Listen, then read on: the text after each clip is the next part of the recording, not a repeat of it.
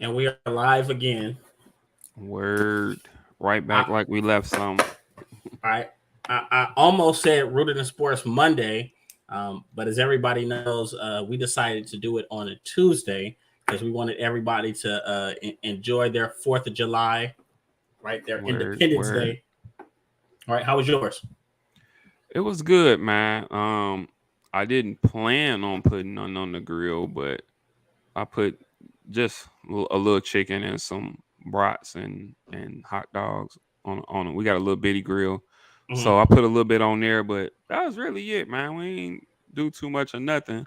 Um, it was me and my wife's anniversary weekend, and Mm-hmm. today is our actual anniversary. We got married a Oh, year, July 5th of last year, so officially 1 year of marriage. So if she's watching or whatever, I just want to say happy anniversary to her.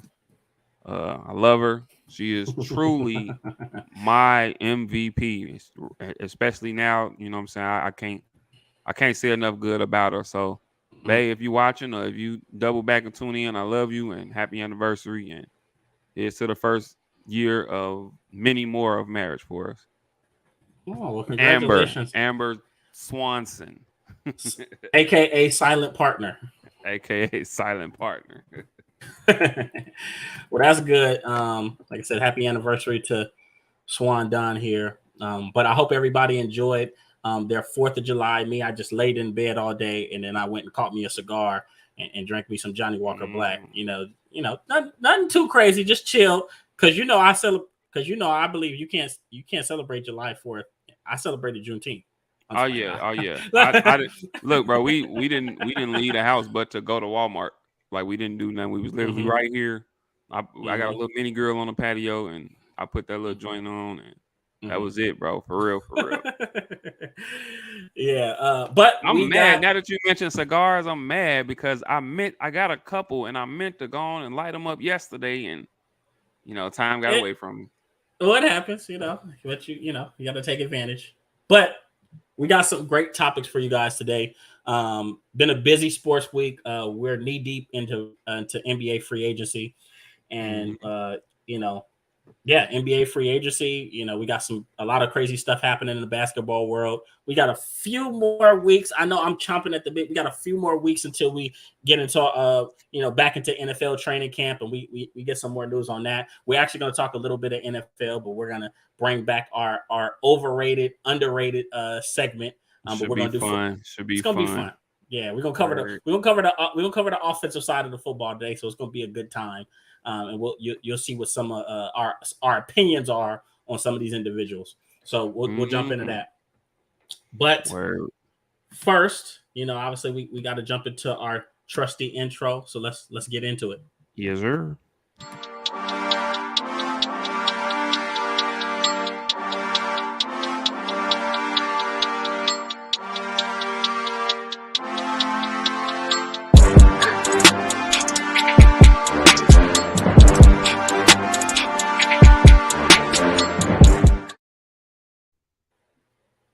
Mm. And just like that, we are back. And just like that, we're back. So you know, obviously we got to touch on this first topic that is Really pretty kind much of pretty much running the airwaves right now. Um, seriously. any sport major sports network is talking about it. You had a team in the Eastern Conference that was projected to win the 2021 NBA Finals or at least make it, and obviously they faltered. They didn't even make it out of the first round, and Hmm. they lost to a young Got Boston swept. Only Celtics. team that got swept in the whole first round. The only team that got swept in the first round of the playoffs. Right. So they were disappointed to say the least. The Nets, right?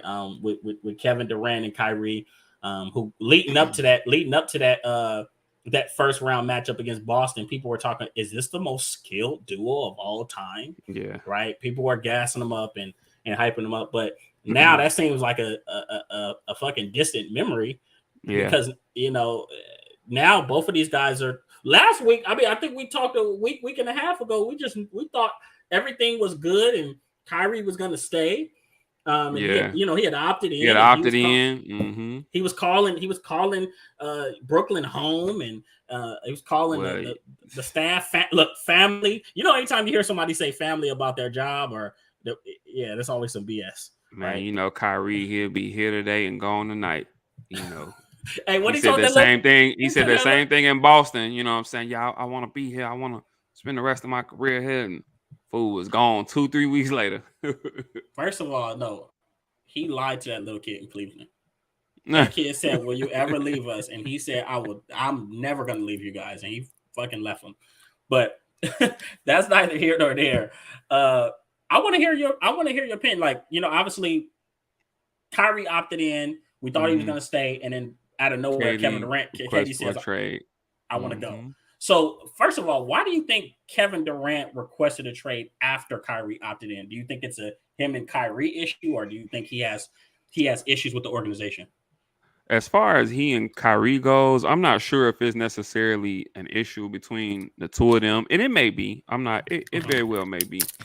Um, I guess for me, first of all, I think he has a bigger problem with the entire organization, and for me, that includes not the Capri Sun. I'm keeping I'm it sorry. I'm keeping it PG today. Oh boy, you just took me back with the Capri Sun. Fruit punch too. Hey, but I think yeah, I think KD just he might be a little fed up with the organization as a whole, and that includes Kyrie. It's so much uncertainty with him, especially even looking at this past season. With the whole thing with the vaccine, and he didn't want to get vaccinated, and so he ends up missing about half the season. Then when he does come back, he can only play in the away games. He can't even play a home game.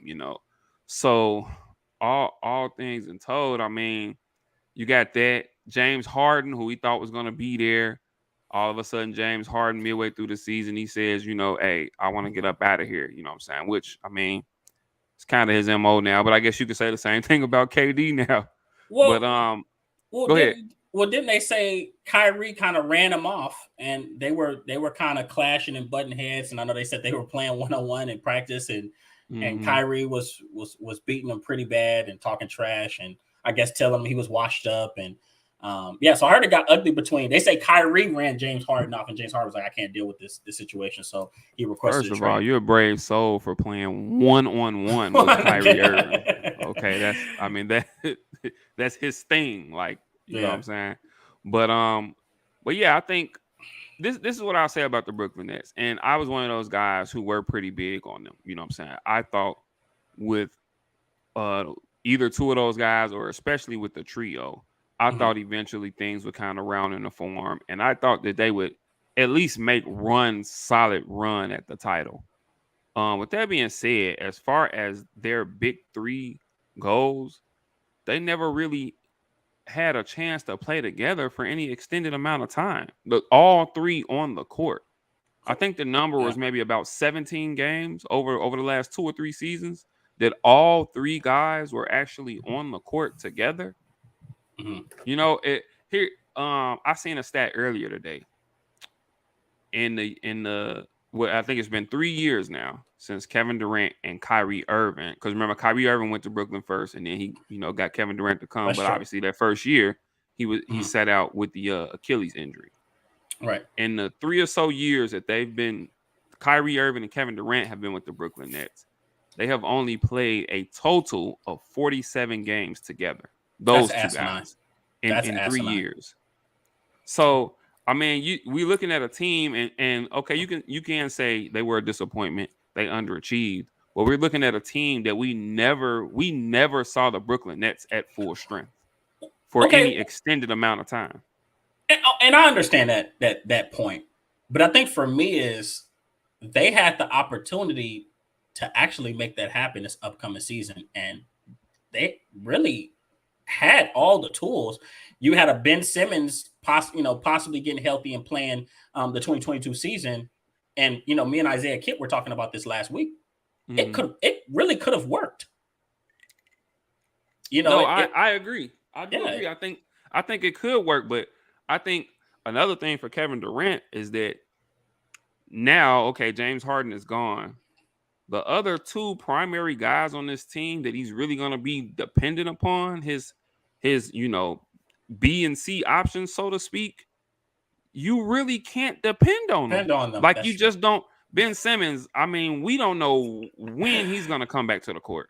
He Uh-huh. literally missed an entire season between trying to get out of Philly Hmm. and mental issues and Mental then the health back issues. issue. He's literally missed an entire season. Hmm. Kyrie, and I'm not knocking it, but hey, he had the vaccine mandate, Hmm. and I mean it's his decision. It is his decision, and I don't want to knock his decision, but for those on the team that do feel some type of way, I mean, I can't knock them either because we're looking at, 12, 13 other guys who were willing to make said sacrifice for this team. And then one guy holds out and it's one of your more important figures on the team. Then he comes back. He can still only play the away games. You know what I'm saying? They finally fully lift the mandate right close to playoff time. But you really don't have a real rapport. You know what I'm saying? Like I think he played maybe 20 some odd games the entire season, none at home. So you really don't have a real. You really didn't have that time to build a rapport and to really build some chemistry. Then Kevin Durant had his own injuries himself. You know what I'm saying? He only played 56 games this year. So I mean, it's just so much uncertainty surrounding the two other guys. Kyrie Irving, I mean, mentally, you never know where he's at. No, you don't. Like he took off when they had the riots January 6th. He was he needed a day or two. You know what I'm saying? Like, I mean, to each his own. You know what I'm saying? I'm not trying to knock anyone and whatever they need to do to keep themselves right mentally because Hmm. we are living in some crazy times. But there's just so much uncertainty when it comes to Kyrie and to Ben Simmons. Do we know that Ben Simmons is gonna come back next year? And if he does, do we know that Ben Simmons' heart, mind, body, and heart and spirit is really into playing basketball?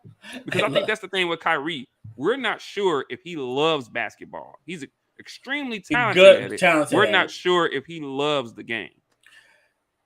And it's funny that you mentioned Ben Simmons because I think that he gets lost in the shuffle. Lost in the fold, lost in the shuffle. We don't talk about him enough. But We forget he's on the look, people forget that was he's on getting that team. he's on that team. But I tell you one thing, you got to feel bad for him. Well, you really probably really don't because of his attitude. But you thought you was going to come into a sweet situation with Kevin Durant and Kyrie Irving, and they was going to let you sit back Hmm. and be a playmaker and play defense, which would have been honestly ideal for his Yeah, skill that would have been set. a great role for him. Yeah, But now the Nets they gone. They if they get rid of these guys, the it could Nets gonna look possibly at. be him, and But then hey, they all talk about right. moving. They talk about Now, moving Joe Harris. Who's it gonna be? Him and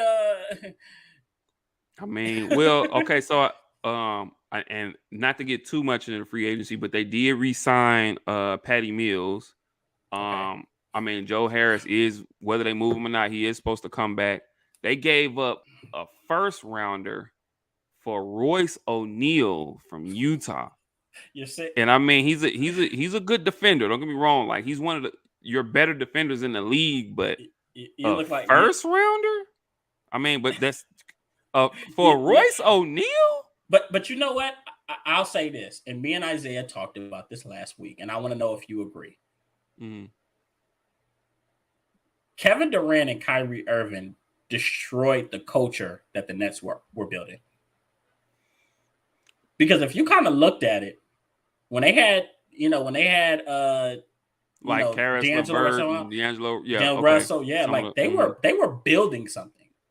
okay. They were building a tough, hard nose. They may not have had all the talent yet, but Hmm. they was gonna fight you. They was a scrappy team, and you just felt like maybe they were one or two really good players away from being able to actually compete in the Eastern Conference. But then Kyrie Irving and he was there first. I know he was on the bench. He was hurt that whole most of that first year. He had that Achilles injury, Hmm. and then Kevin Durant comes shortly thereafter, and I that just mean, hasn't looked. It hasn't looked good. I don't disagree with that.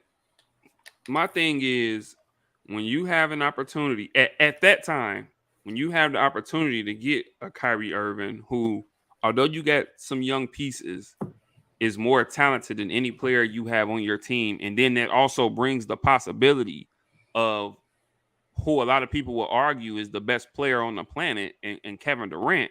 When that brings an opportunity for you to get both of those guys, unfortunately, those are assets you're gonna. I mean, it's a risk you're gonna take. I don't know a GM in the league that wouldn't take that risk, because you talking about two champions, two bona fide guys. One in whom is arguably the best player in the world.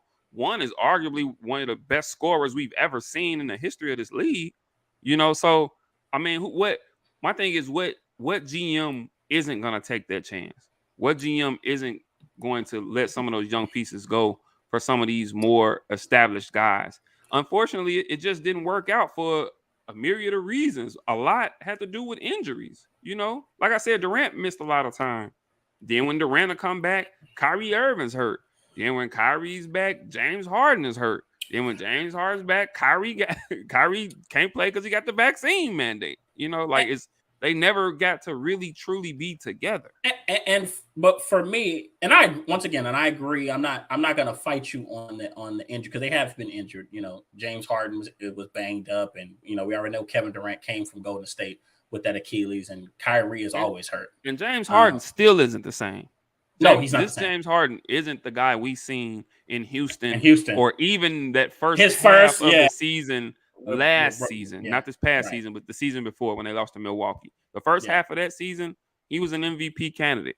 He was. Ever since the hamstring injury or whatever it was, he's not that same guy. But my thing is for that team, you could argue that despite injuries, there were none of the three guys were able to rally everybody else and be like, "Hey, let's do this." Like, I know we've been fighting through adversity, but let's figure this thing out. I feel like they lacked leadership. And then I agree 100%. And then honestly, I'll make a very good comparison. They're almost like, maybe a little worse, but they're like the Eastern Conference version of the Clippers. When the Clippers got together, say that. I knew you were going to say that. Because we just knew which, by the way, I think the Clippers are going to bounce back, and I think maybe this is a year. I think they're going to be a problem next year if they're healthy. Right, they're going to cause somebody a problem for real. Right. But that first year, can we agree that they complete disappointment? We just knew that they was going to challenge the Lakers, for the Western Conference, and then they fell on their face. They could have really used maybe that one veteran guy or that one veteran presence to just be like, all right, guys, let's okay, we done been through enough adversity as far as injuries and stuff go. Hey, let's cut the bullshit. We playing like crap out here. You know what I'm saying?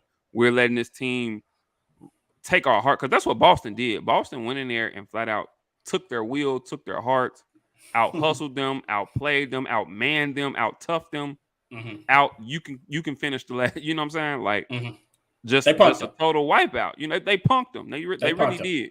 And that's the part that I think has to hurt. Like, not so much that you lost to this team, but how you lost. Like I said, at least Milwaukee went out swinging. Yeah, I mean, they lost in a game 7. You know what I'm saying? Without their second best player. You know what I'm saying? I mean, Brooklyn just got outmanned, and it goes to show you, and it's crazy. It goes to show you why Miami continues to pay Udonis Haslem, because Udonis doesn't even see the court, but he is such a huge part of their culture, and he is such a great leader. He holds guys accountable. People respect him and his knowledge, and they know that he knows what he's talking about. He's an enforcer on the team. Can he just? But look. Can he just go ahead and take the jersey off and put on a suit and tie, and transition? Because I'll be honest, man, they need that roster spot. Bro, I was just reading something not too long ago. Like, they've offered him like $3 or $4 million to come back next year, just because he's that important to them and to their culture. Hey, if it ain't broke, don't fix it. I guess that's their mantra. No, seriously, bro. Like, he's just that important to their culture. You know what I'm saying? I mean, it's been successful for him. You know what I'm saying? He is truly a leader on that team. You know what I'm saying? It's been successful for him. The team has been successful. And I want to say this too. So a lot of people in the media are, and they're going to do this anyway, killing Kevin Durant in the media and social media. They're killing Kevin Durant. And I guess they view it as him running away from another challenge. It And looks like okay, that. I It guess it, I it, guess it I seems guess you that can say way, that. I right? guess you can say that. But I think that we have to put some things into perspective. Like we're living in an era, especially in the NBA, where the players hold the power. Like we're no longer in those days of guys just being loyal and guys feeling handicapped to a team or whatnot.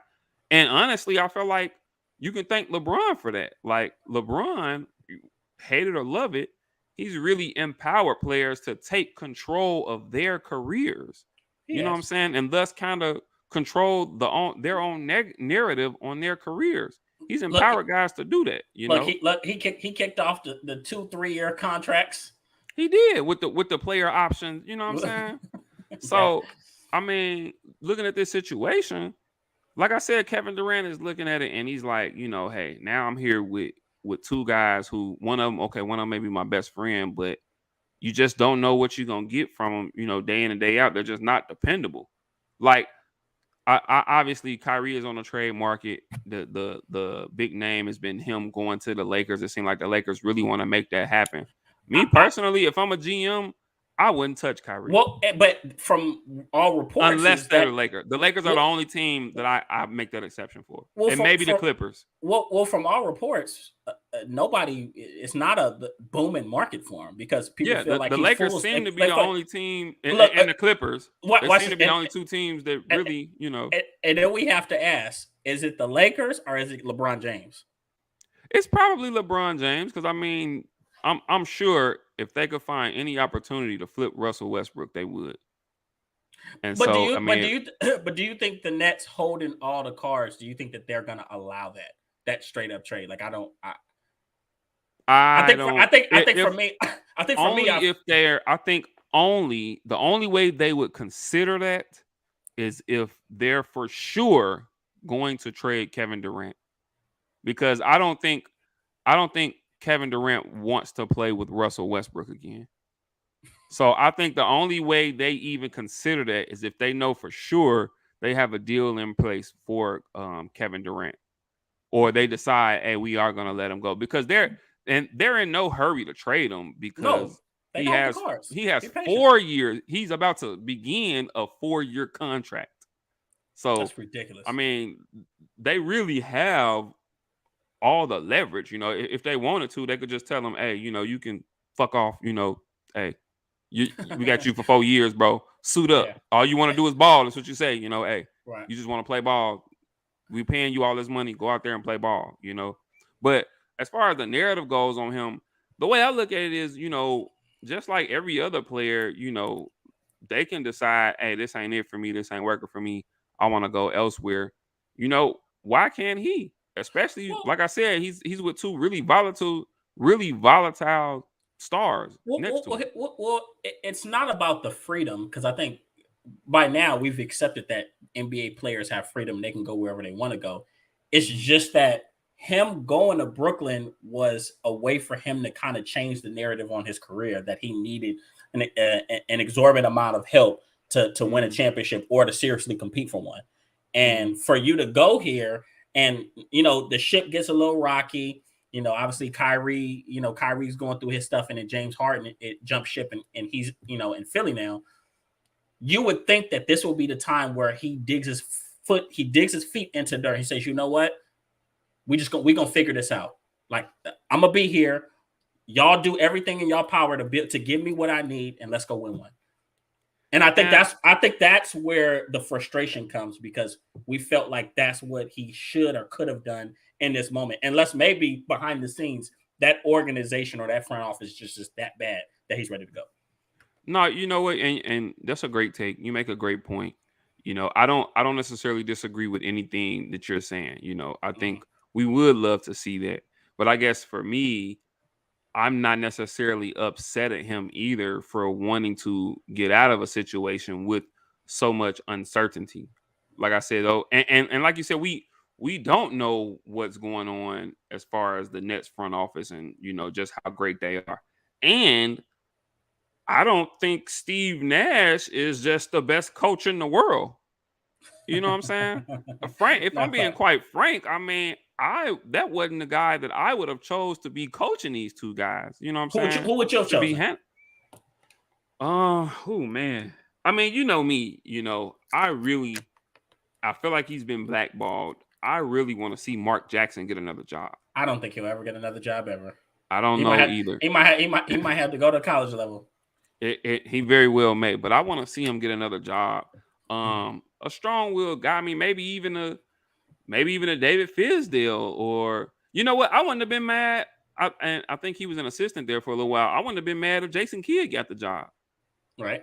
Just kind of a tougher-willed, tougher-minded, defensive-minded coach. Steve Nash. Because it's a blue collar. It's a blue collar city. Yeah, It's a blue but collar yeah, in Brooklyn. Come on now, and they playing this and finesse ball.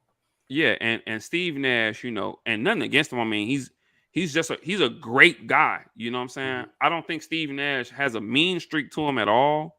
He's just a really good, go with the flow, nice, wholesome guy to me. You know what I'm saying?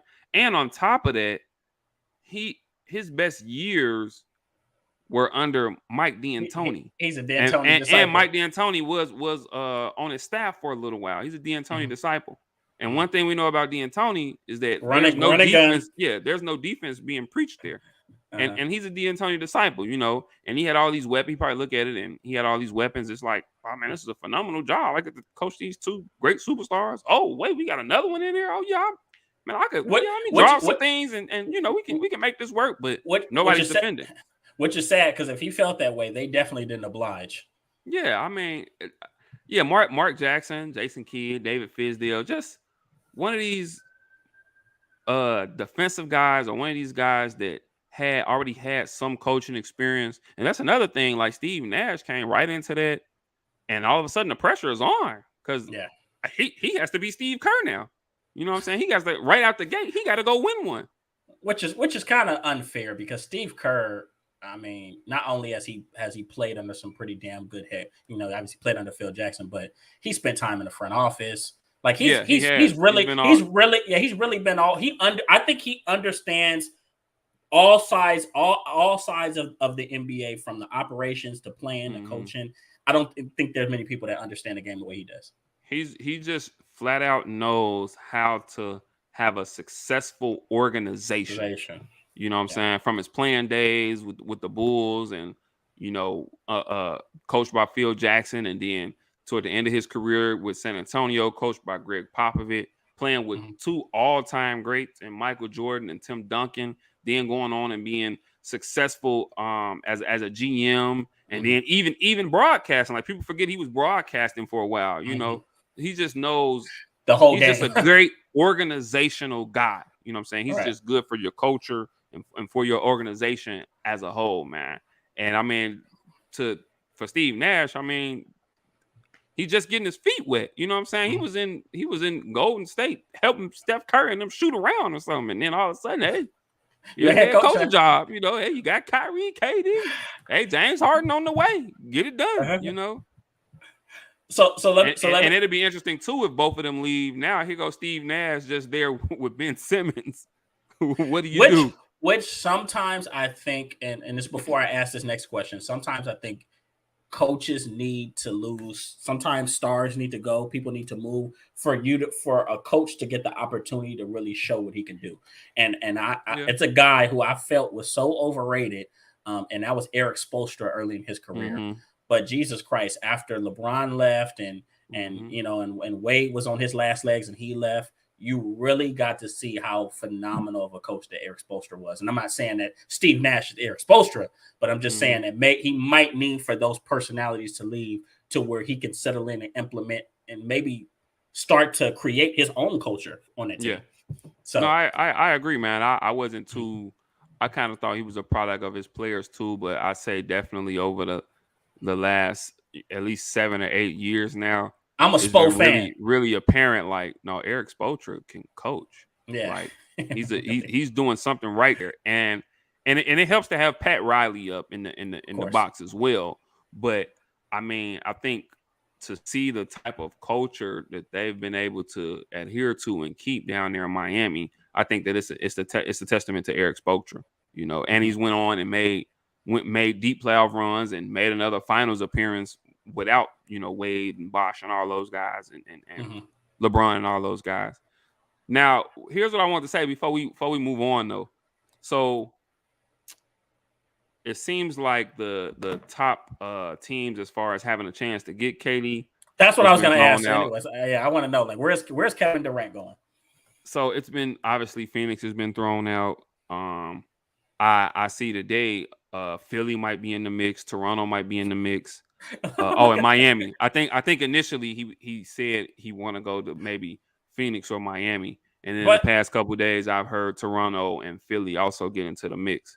but he said, Um, but it killed Go me ahead. because he no, I was saying it killed me because he said Miami, but I'll only go to Miami if Bam Adebayo and Jimmy Butler are there. Like, what do you think this is? Look, and I'm sure Miami would only want him if they can keep both of those guys. You know what I'm saying? Right. But see, this is the special thing about Kevin Durant is that because of the type of player he is, there really isn't a bad fit.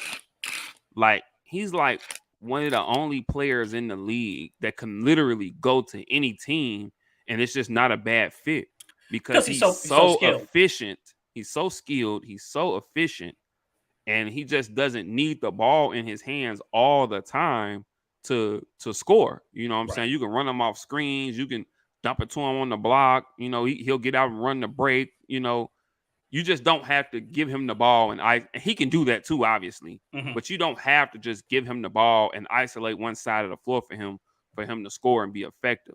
So he's just one of those guys that no matter where you put him, it'll be a great fit. So I mean, speaking hypothetically here, he'd be nice in Phoenix. Obviously, if they can keep Chris Paul and Devin Booker, I mean, you got to think that they're right at the top of the West with all the rest of those teams out there. The same with Miami. Hypothetically, if they could keep Jimmy Butler and Bam Adebayo, and they're right there. They're a championship contender as well. I Eh, personally would. I Go personally ahead. would like this. I personally would like to see him go to Washington. I've been wanting Go back that for home. years. I mean, because you have a guy in Bradley Beal who Mhm. is the unquestioned leader of that franchise, and Well, I obviously think get I think I mean he's the leader, but he might find himself in another situation like Golden State, where he goes there and he's the best player, but it'll always be Bradley Beal's team. But I think we can go. It's a little different because Bradley Beal hasn't won much, and Golden State had already won a championship, and they had Steph, who was knocking on. Some people during that time was saying they thought that Steph was the best player on the planet because he was just shooting the Mm, bread off that damn ball. Coming off But back-to-back MVPs, if I'm not mistaken. exactly, so it's not going to be that same type of pressure. You're getting somebody who's probably you could still consider saying that Bradley Beal is still ascending and he's getting better and better by the year. He made I don't know, he may have leveled out a little bit. But what if Kevin Durant goes to Washington, goes home? They have a lot of young talent. They have picks that they can trade, and maybe he goes home and he builds it. And I think that'll be a good situation for him because it's not like Bradley Beal is a intimidating presence. He's just a damn good player. True. But see, this is the thing, and I love Kevin Durant, and I hate to say this, but I gotta call a spade a spade. I think he would like to have a slightly easier route to a championship. And even if he goes to the Washington Wizards right now, as presently constructed, they still wouldn't even be the favorite in the East. Better yet, to win it all. Obviously they'd be better. They'd be, you put them right in the mix. They'd obviously make the playoffs, get out of the play-in games, but they still. So You put Kevin Durant on that team right now. It's him and Bradley Beal and a bunch of. Okay, I like Kyle Kuzma. I like Montrezl Harrell. they would But probably move Kuzma.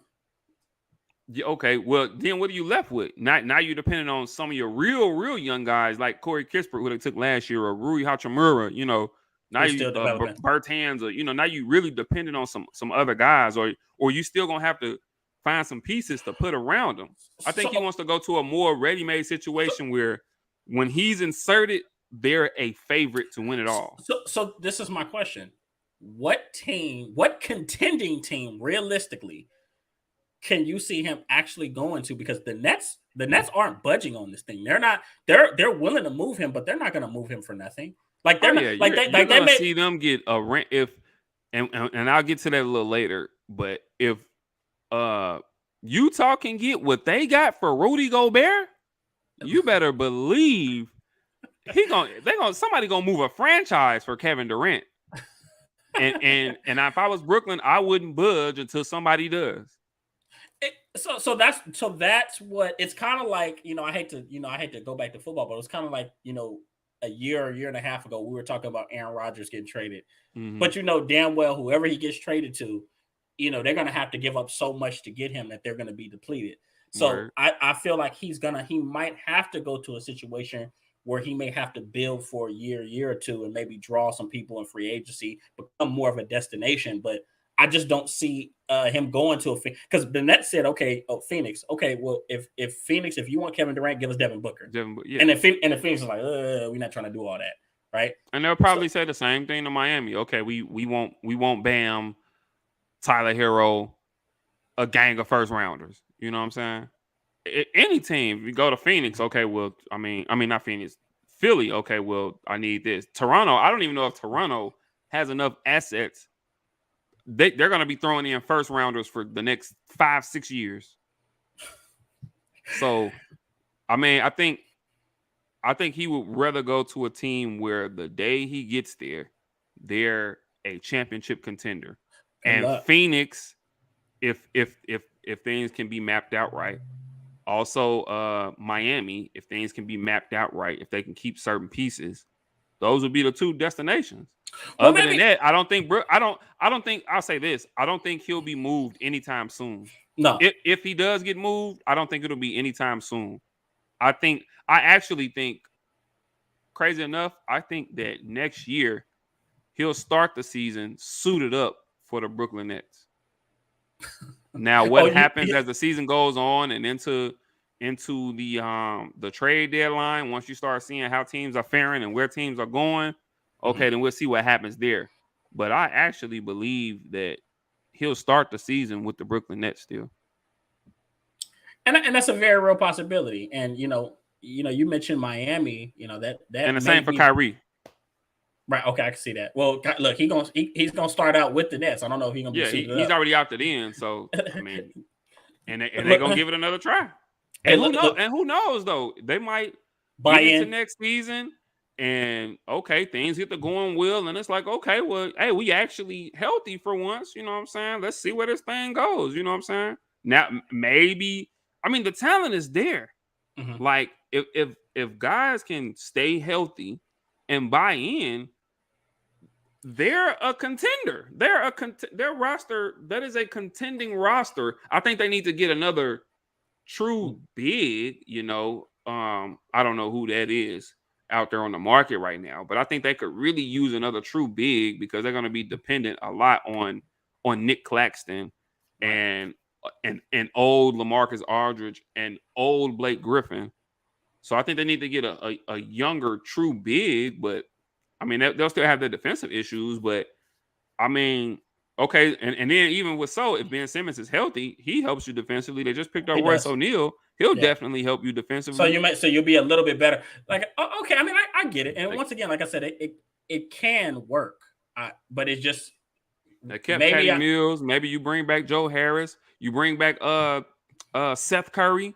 Now you got shooters surrounding. I mean, the talent is there, but can but just they watch this. hone it all together? You Yeah, know? that's what I'm saying. Look, the talent is there, but is the nucleus, is that person that's gonna pull everything together and lead those guys, is that, and is it gonna be, can Steve Nash get control of that locker room, or can they Mm-hmm. bring in a veteran guy, somebody that can come in and kind of be somewhat of an Kind of enforcer? Who be knows? another coach, yeah, or almost like Right, another coach on the team, yeah, man. So right. we'll So that's see, what. man. We definitely see.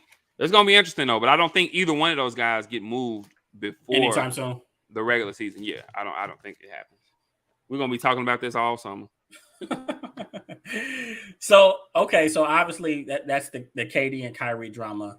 Both guys could possibly be moved. We'll see what happens, and keep you guys updated on that. But Swan, I obviously we've been talking, we've been dropping hints about it, but I want to know what your thoughts are on NBA free agency. Once again, it's kicked off. I think we're on what, day 7 now, Yeah, and you've had a lot of interesting. We were just talking about the Nets. They signed T.J. Warren. Uh, we yeah, don't know they what he's did. gonna do. I don't know. Hopefully, he can be like a what do you call it, a reclamation project. Maybe he can find his game Maybe he again can because he's been be, hurt. yeah, he's been hurt. Maybe he Yeah. can be kind of, who knows? He could be comeback player of the year. Because I mean, before he got in the bubble, he was KD in the bubble. Like he was young, he had a couple 50-point games. Like he was out there doing work for the Pacers in the bubble. So Mhm. I mean, I guess we'll see what happens. But there's been some interesting free agent moves, and I'm a jump right into this one. Mhm. And this is kind of a move that um I didn't necessarily like, not so much because of the fit, but because they gave up so much for him. And I mentioned it earlier, Minnesota giving up 4 players and basically 4 future first rounders for Rudy Gobert. Like he's It's a not lot. he is, and he's not even a Rudy Gobert isn't a top 20-25 NBA player in the league. Now he's one of your better defenders in the league, obviously, You say he's but not top 20? Rudy Gobert is not and to me, he's not a top 20 player in the league. Whew. I'll name 20 guys that I take ahead of Rudy Gobert because Damn. he doesn't, granted, he's a great defender. Okay. Multiple time defensive player of the year award winner, great rebounder, but he doesn't impact the game that much. 4 players and 4 first round picks impact on a game. He doesn't have that type of impact on the game. And furthermore, against down the stretch against a He's a lot of li- teams, he's he's a liability. unplayable. Yeah, He he's is. unplayable. Yeah. Because when you play these teams like a Golden State, for instance, who's Mhm. right there in the West, who you're gonna have to contend with for the next however many years, when you play a team like that and they go small, Rudy Gobert becomes unplayable because he can't move his feet out there and guard that pick and roll, or he can't move his feet and guard one of these ball handlers. Can you imagine he's switched on the pick and roll with Steph Curry or even with Jordan Poole or any of those guys? He's gonna get Lord toasted. help him. Or with they playing Dallas and all they're just picking and rolling them, and now he's in front of Luka Doncic. Or if he decides to stay home, now he wants to stay home and guard around the basket, and now he's leaving a Max Kleber or any of those guys open. They got out because they got some bigs that can shoot. You know what I'm saying? And that's the way the game is going now. And so I don't know. So looking at specifically the fit, Yeah, okay, so so you let's look you at the kind of get the positives. Yeah. move. You kind of get the move Karl Anthony Towns over to the To the forward floor. now. Right. And you got that rim protector, you got that rebounder. He brings a little more toughness to the team, a little more experience to the team. Maybe he can be a leader for really kind of a younger team. They got a lot of young guys. Minnesota is a talented team. I think we discussed this while the playoffs were going on.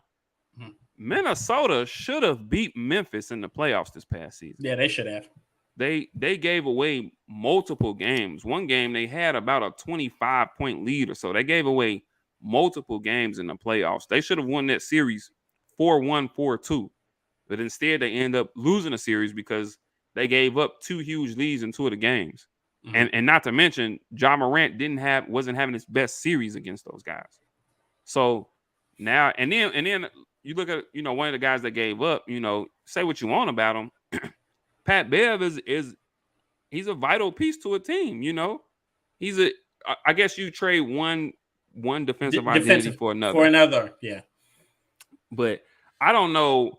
I think I don't dislike the fit on Minnesota. I just don't know if 4 players and 4 picks, if he's worth that. And, and I think even more for me, it's kind of a risky play by Minnesota to go all in on having 2-star bigs, and that's just not the way that the game is played Yeah, anymore.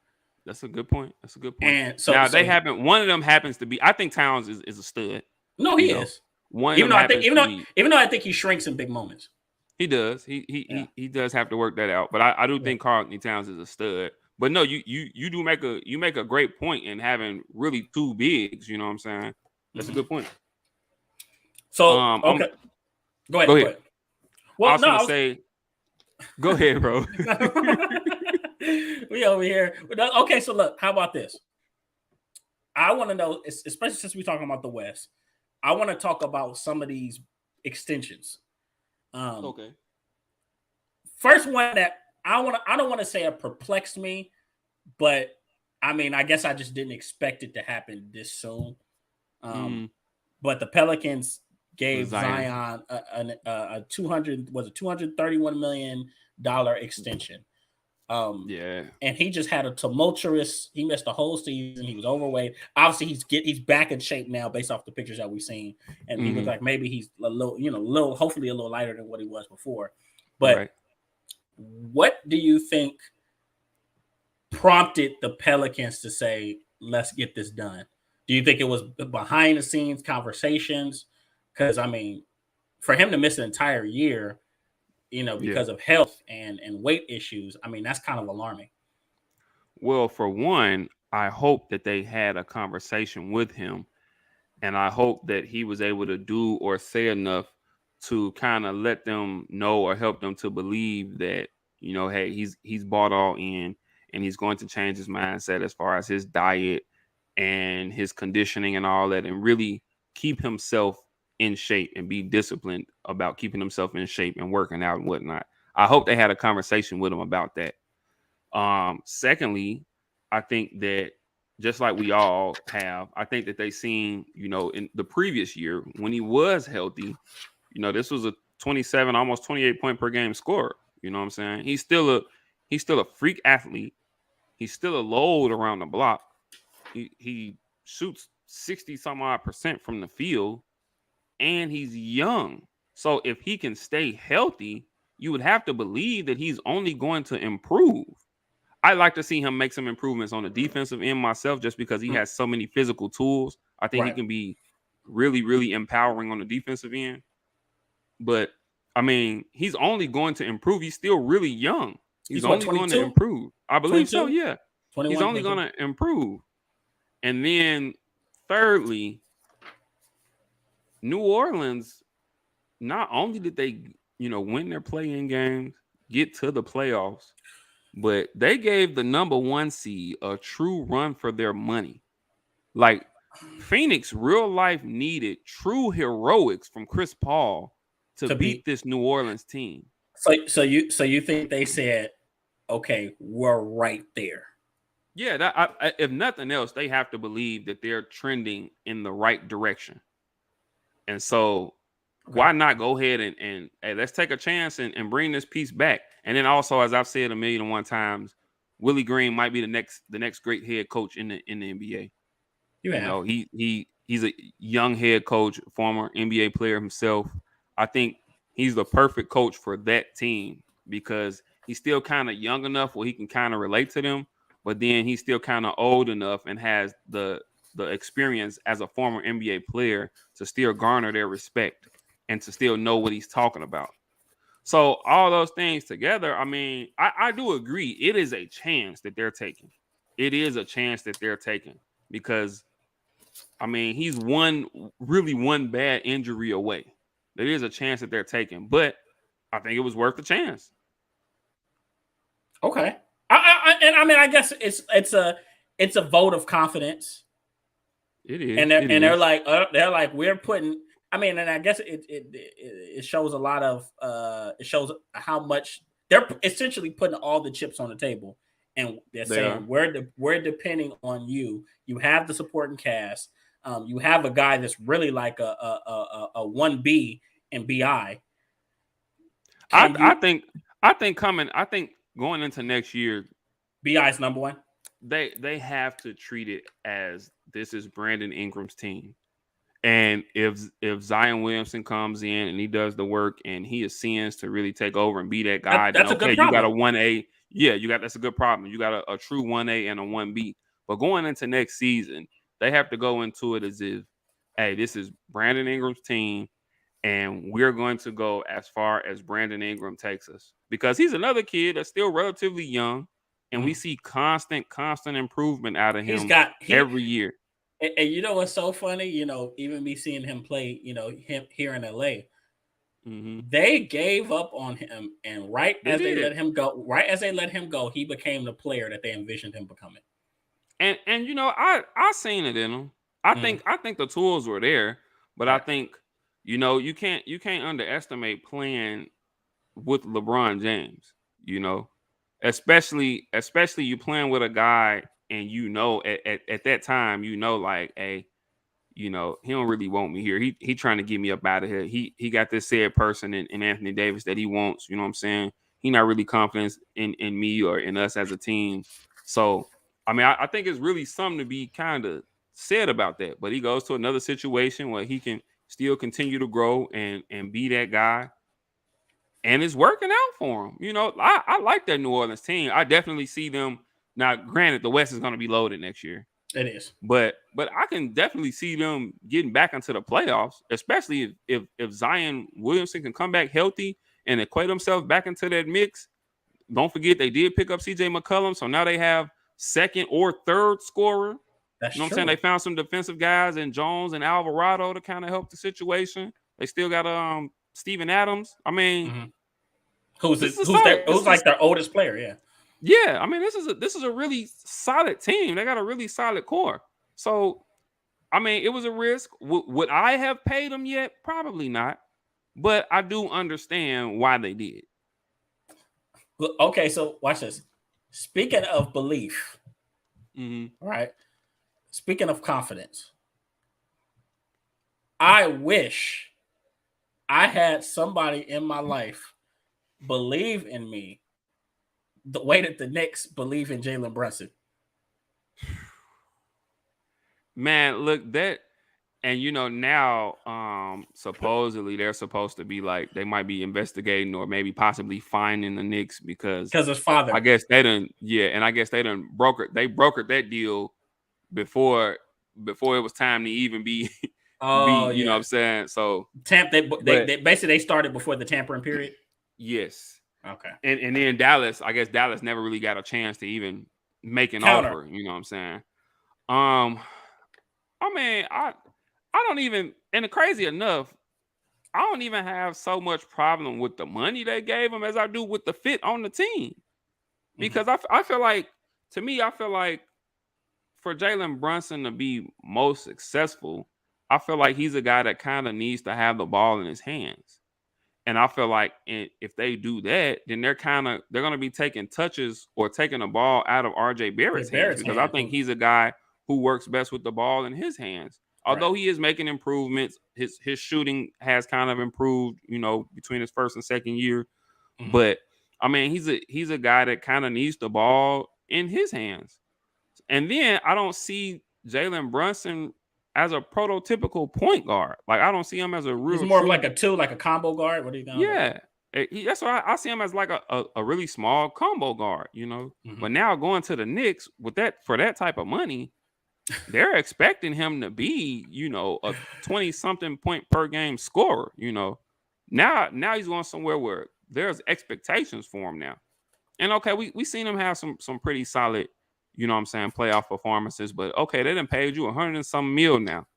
That you as of right now, you are their big free agency splash. You the big ticket signing. Now, yeah, now you're in New York. You know what I'm saying? One of the greatest markets in sports. Period. All eyes on you in front of that crowd in the Garden. Hey, let's see you do it consistently now. Let's see you be that guy. Let's see if you can be that guy. And I'm just not so sure about the fit. Now, what I will say, Hmm. um, what right now is probably my favorite move this offseason Oh, I know you're gonna say is it. is Go ahead. Boston getting Malcolm Brogdon. Okay. Like Yeah, yeah. that's we were saying all throughout the finals and since the finals has been over They that need they really they could have used a a guard. prototypical point guard. And now they got a real prototypical point guard who can also score a little bit too. Now he's going there and he can actually be their third scoring option as well because Malcolm Brogdon can score a little bit too. I think Mhm. he got hurt toward the end of last year, but before he got hurt, I think he was getting about 18 or 19 a game. He's an 18, 19 point per game guy. He'll get you, maybe 6 or 7 assists or whatnot. But he's a real steady point guard. He's a real dependable point guard. He's a pretty solid defender. He shoots. A couple years ago, he was flirting with a 50, 40, 90 season. So he's a very efficient player. He's not a superstar, but he won't be asked to be that superstar. He'll be asked to, give a Fall in scoring punch place. when need be. But yeah, just fall in place, play defense. Now they can possibly move Marcus Smart kind of back to the bench, and kind of preserve him, bring him off the bench so that they can get a full effort out of him. Defensively. And then, yeah, and then word is another trade I want to talk about too. Atlanta sent Gallinari and some other pieces to San Antonio for DeJounte Murray. Word is the Spurs are going to buy out Danilo Gallinari, and then Gallinari is going to sign with the Boston Celtics. So that'll be yet another guy with some scoring punch, another guy who can, get you 25 to 30 on a given night. You know what I'm saying? But he's probably going to average 15 or 16 a game for you. Another guy who can stretch the floor. You know what I'm saying? You can kind of play him as a 3 or a 4. He's going to stretch the floor. If you want to bring him off the bench, he'll be a really nice piece to bring off the bench. So I really like what Boston's doing. Brad Stevens is kind of making some moves. Obviously, we love Emi Udoka. Mhm. And yeah, for me thus far, that was probably the best move that I've seen thus far in free agency. Okay, so then let me ask you, especially since we're talking about Boston and they're reloading for another run, they're going to need it, right? Because Milwaukee will be Mm-hmm. back and the East will be tough again. Uh, when looking at the West or looking at Golden State, who just won the championship, Mm-hmm. if you were to assess their offseason so far, because they've lost some pretty key bench guys in Otto Porter Jr. and Gary Payton. Gary Yeah, Payton. yeah. Mm-hmm. Like what are you seeing from them? And then obviously now they're flirting with the possibility of bringing Kevin Durant back. Um, First of all, I don't think that'll happen. if it did, it'd be I funny though. mean, teams like that, they'll find guys or other veterans that they can just kind of plug and play, and they they'll never rebuild as long as they got those core 3. You can say maybe 4 guys now, if you know what I'm saying, keeping Jordan Poole. As long Mhm. as they got that core group of guys, I mean, the rest of those pieces they can kind of pick and plug, and they just have the type of organization and the type of culture, and they play the type of ball where everybody will just go ahead and buy in. They did re-sign Kayvon Looney, which I think was a really big signing for them. And then, they still got some guys, some young guys that they're looking upon to continue to grow. They still James Wiseman should be coming back next year. And They still got I want him to succeed so much. I do too. They still got Jonathan Kuminga, who showed a few flashes in some of the time that he has gotten. He'll be back next year. Moses Moody, who's another kid that they drafted last year, he'll be back. So they still got, obviously, Jordan Poole. We expect him to continue to grow and improve, and if nothing else, still be that 6-man of the year option for them. You know what I'm saying?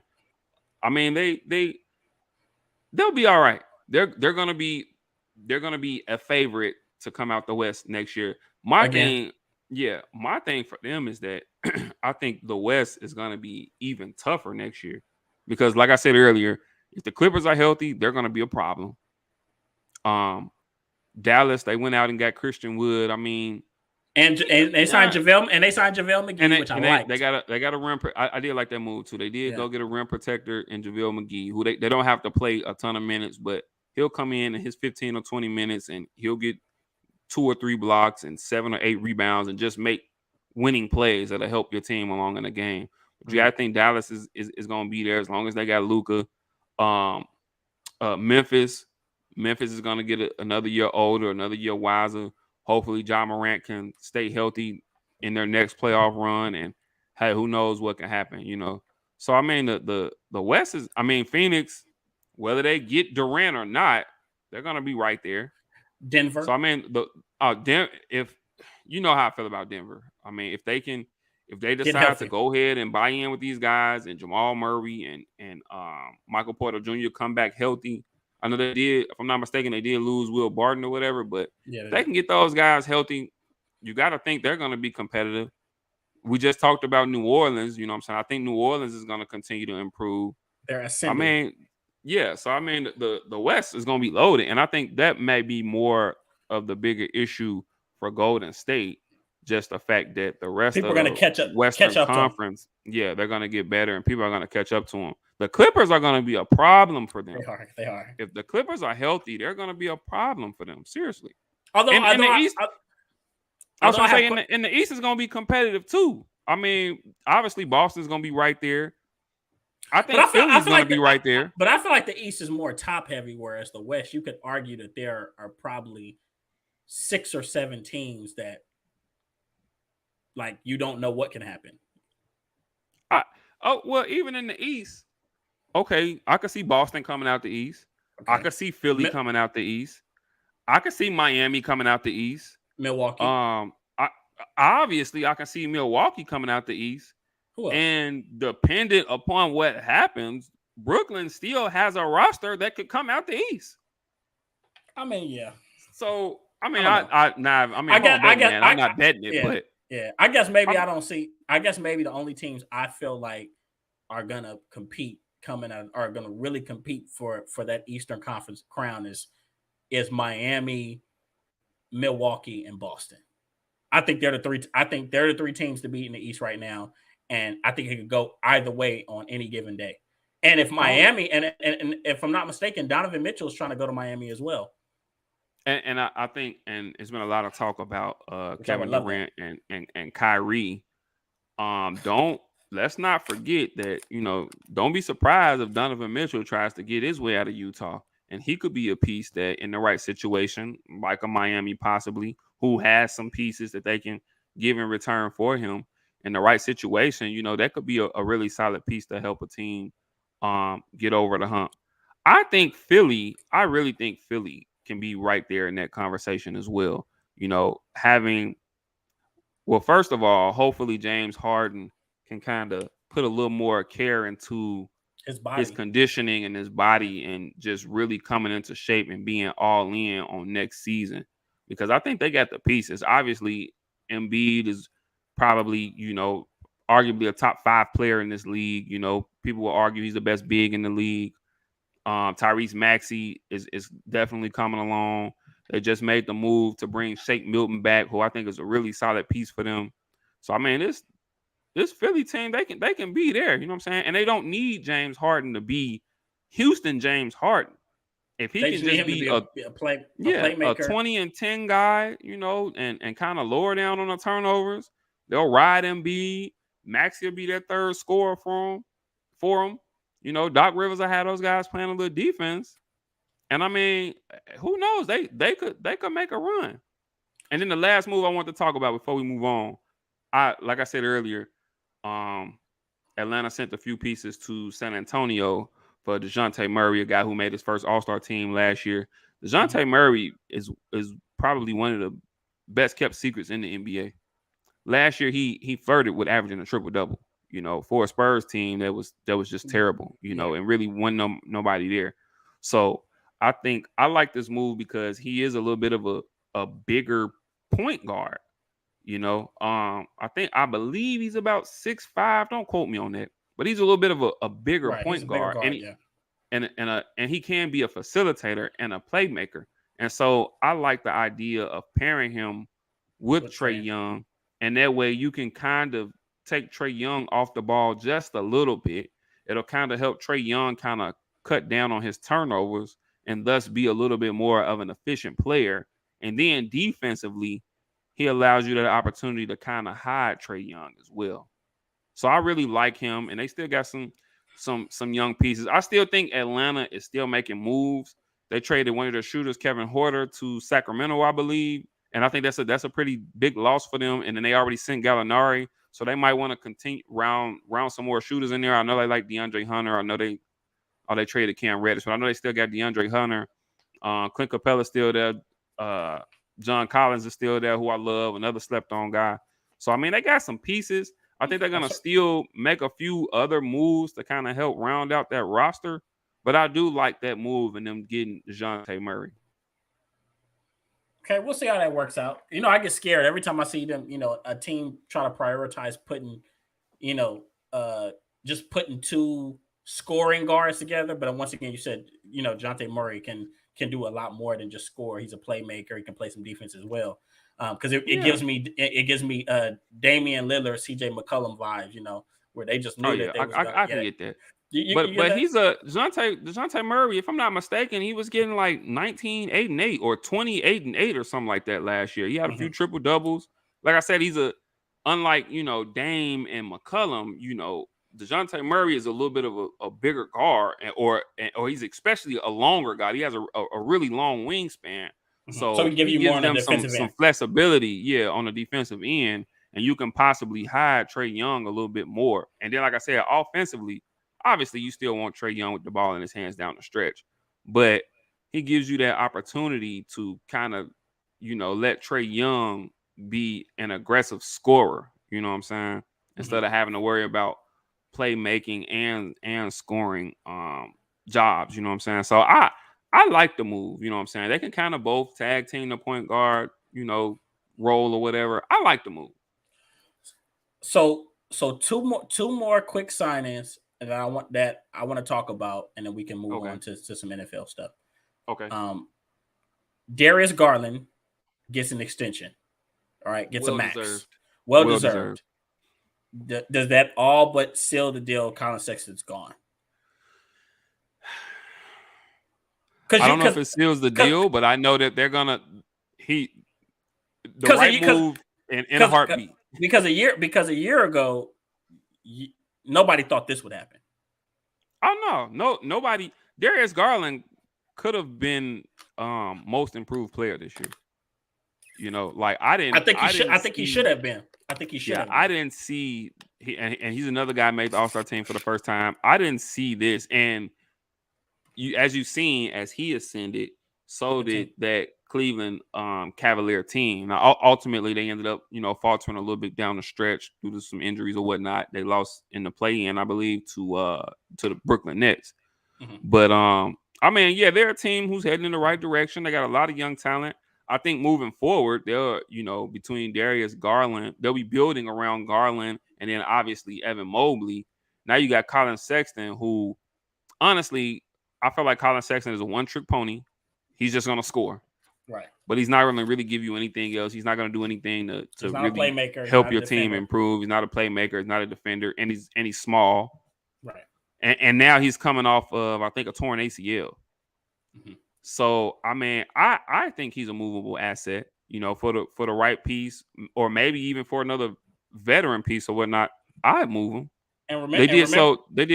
They were successful without him. I'd move him. and remember, they picked up Agbaji Yeah, they in drafted the Agbaji, draft. who I So really that and that'll make up I that'll make up like for that shooting. pick. Yeah. A 4 year guy stayed at Kansas from a great program, Hmm. defending national champion, the best player on the defending national championship team, who Hmm. was in school, a senior who stayed in school all 4 years. He's a guy who's going to come in with some toughness, with some scoring ability. Like I said during our draft preview, he's a guy who takes and makes big shots. You know what I'm saying? He's not going to. I don't see him just coming in and being, just this scorer. But he could But I possibly think grow into you can something. plug him right in. I mean, he can grow into that, but I Yeah. think you'll be able to plug him right in, and he'll be able to fit right alongside with a Darius Garland, and he'll be able to hold his own defensively. And they got Right. another wing over there in Isaac Okoro, who's kind of in the same mold, who came out of Auburn, I think, year before last. He's kind of in the same mold, and then you got Evan Mobley and Jared Allen, who he made an All-Star game last year too. You know what I'm saying? I think he was getting about 17 and 13, 17 and 14 or something like that last year. They have a great young core. They do. Kevin Yeah. Love's still there, you know what I'm saying, as a nice veteran piece. He can still, on any given night, he can still give you 20, 25. So And they resigned they're going in the right direction. and they resigned Rubio. They did. They brought Rubio back. Hmm. Another. I like the way they're trying to blend and mix the veterans and the And youth. youth. Yeah, that's good. So yeah, that's another really solid signing. And then what Uh, was the other one? It's gonna be a little close to home. What you think Andre Drummond gonna give your Bulls? Well, in all honesty, Uh-huh. we needed the big. We needed that presence. Hmm. We do need the presence that he brings. Um, we do need a guy who's gonna bring some toughness, possibly some rim protecting, a guy who's gonna rebound. Um, I mean, he's another guy that once again against certain teams or against certain lineups, he might be a little bit unplayable. And then also, I don't know what this means for Vucevic. Like, does this mean that they're gonna try to move Vucevic? Do they envision Andre Drummond coming off the bench? You know what I'm saying? I like the move. I don't dislike the move. You see, I put my Bulls hat on today. I don't dislike the move. However, I just want to see what else happens or what else comes from it. We did re-sign Levine, which I'm glad we Which is did. big. It was and I think if nothing else, we the Bulls just got, a new GM, and they just had a lot of turnover in the organization and whatnot. And I think if nothing else, the new GM, and don't make me try to say his name because it's a crazy name.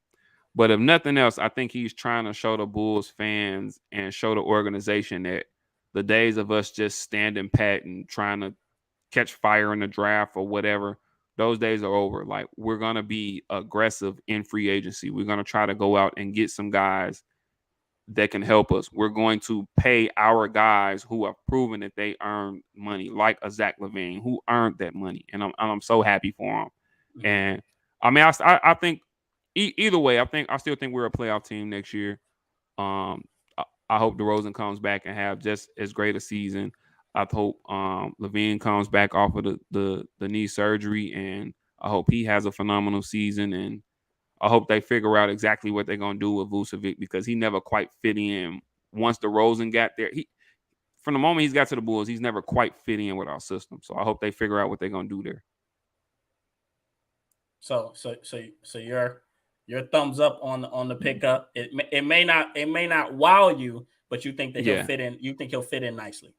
yeah. And then we signed Goran Dragic too, who's now Oh yeah, once right. I again seen I that. don't know, honestly, I don't know where he'll fit in or how they'll find minutes for him because I mean, as far as the point guard position goes, we still obviously we got Alonzo coming back off injury, so hopefully he'll be healthy, and then we still got Caruso. Caruso. Maybe they bring him off the bench with Caruso and just kind of slide Caruso over, which the Lakers kind of did that. They kind of had other playmakers out there with Caruso, but if nothing else, still another veteran guy, another guy who can kind of be lightning in the bottle at times, get us a few points. So I don't dislike the signing, but I don't know what they'll do as far as with Dragic. Mm-mm. But there it NBA free is. agency. Our take on NBA free agency, and it's still going on. It's still going to be more signings and more things to get into. Keep an eye out on that KD and Kyrie situation. As I stated Mhm. earlier, I don't see them moving no time soon. But hey, who knows, man? These NBA summers be crazy. And guys, check out the summer league, man. The summer league is getting started up. So whoever your various teams are and whoever they picked up in the draft, go ahead and check out some of these summer league games and just get a first look at them because I know I'm gonna definitely be trying to catch them. As a matter of fact, the teams out in California have already started playing some. They always have their little California Classic with their summer league teams. So the Lakers, uh, the Clippers. Kings, the Clippers, the Warriors, they've already played against each other a few times. So definitely check out your teams, man. But that's enough about the NBA. We're gonna go ahead and switch it on up and get to some NFL. And we thought we would do some, a little fun today. Um, so a few episodes back, we kind of did this once before with the NBA. I think we did we went position by position, right? We went position by position.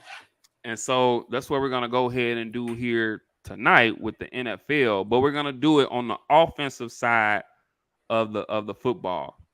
So we're gonna give you all time an overrated player and an underrated player at the skill positions. So we're talking quarterback, running back, um, wide receiver. receiver, tight end.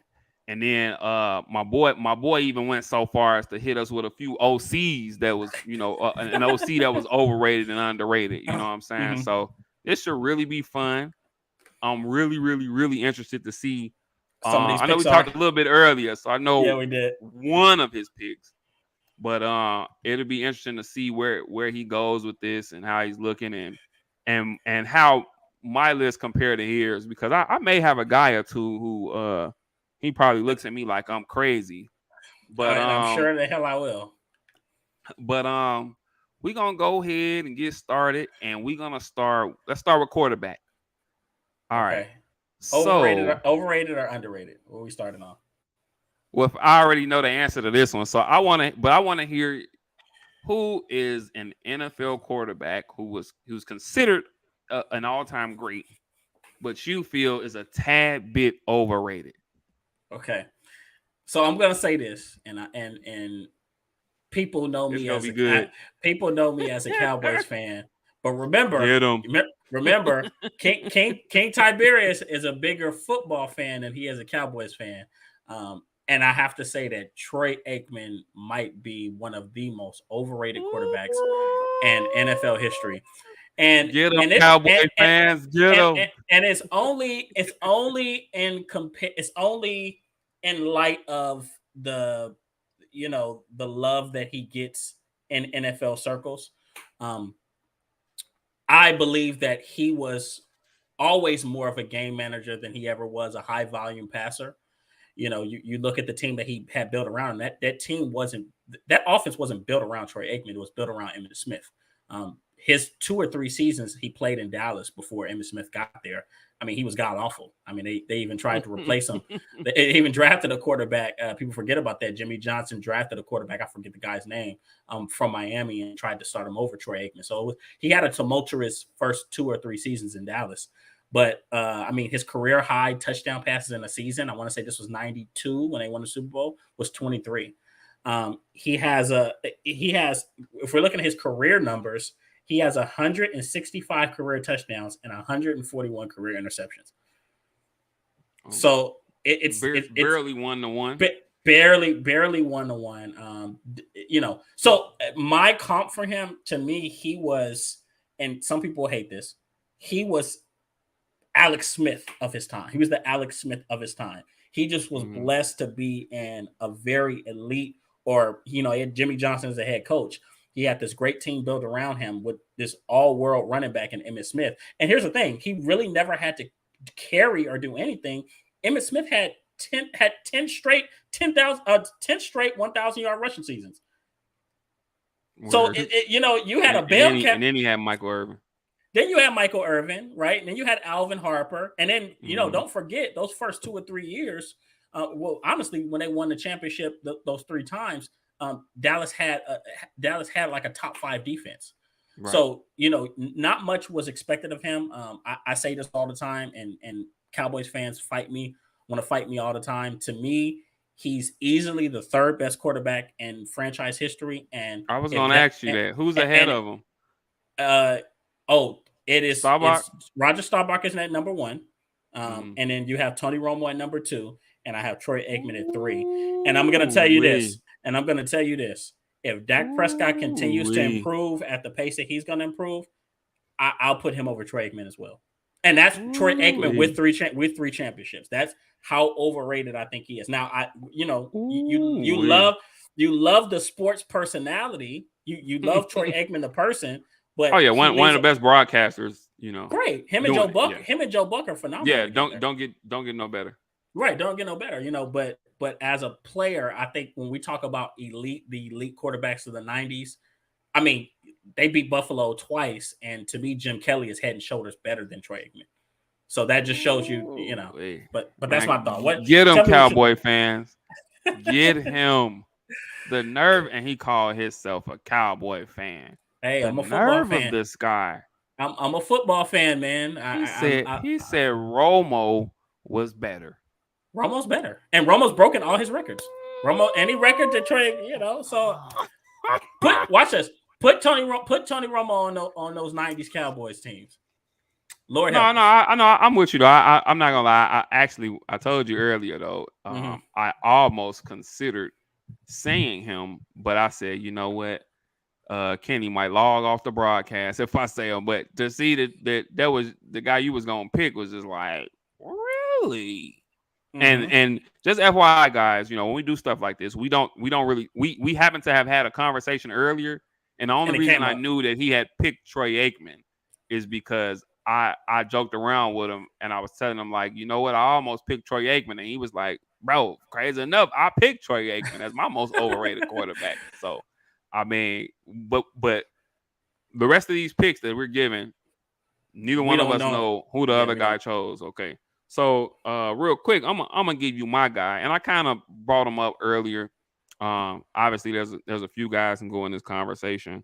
But I actually picked Terry Bradshaw. Fair Now enough.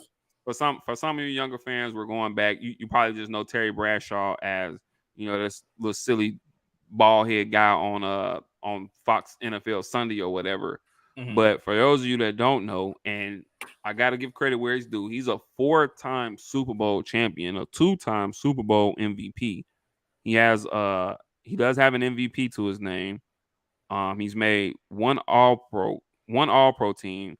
He's been to the Pro Bowl 3 times. Here's why he's overrated. You know what I'm saying? First of all, like I mentioned, okay, he got the 4 Super Bowls. He went back to back twice, 74, 75, and then 78, 79. He played for the defense was called the Steel Curtain, Mm-hmm. and they were called that for a reason because we're talking about one of the all-time great defensive units during those 70 Steelers teams. We're talking about an all-time great defensive unit. So just to kind of compare to some of the modern day defensive units, the 2000 Ravens, what was it, the Tampa Bay team? I can't think of which So team that is. 2002 Tampa Bay Buccaneers the with the John the Lynch and yeah. the O2 Buccaneers, or even coming even more a little recent, the Seahawks Yep. teams, or that Denver Broncos team from with Von Miller and those guys that did a number Mm-hmm. on Cam Newton a couple years ago. We're talking about a unit that's probably most analysts will put above all of those guys. You know what I'm Yeah. saying? It's arguably the So best defense of all time.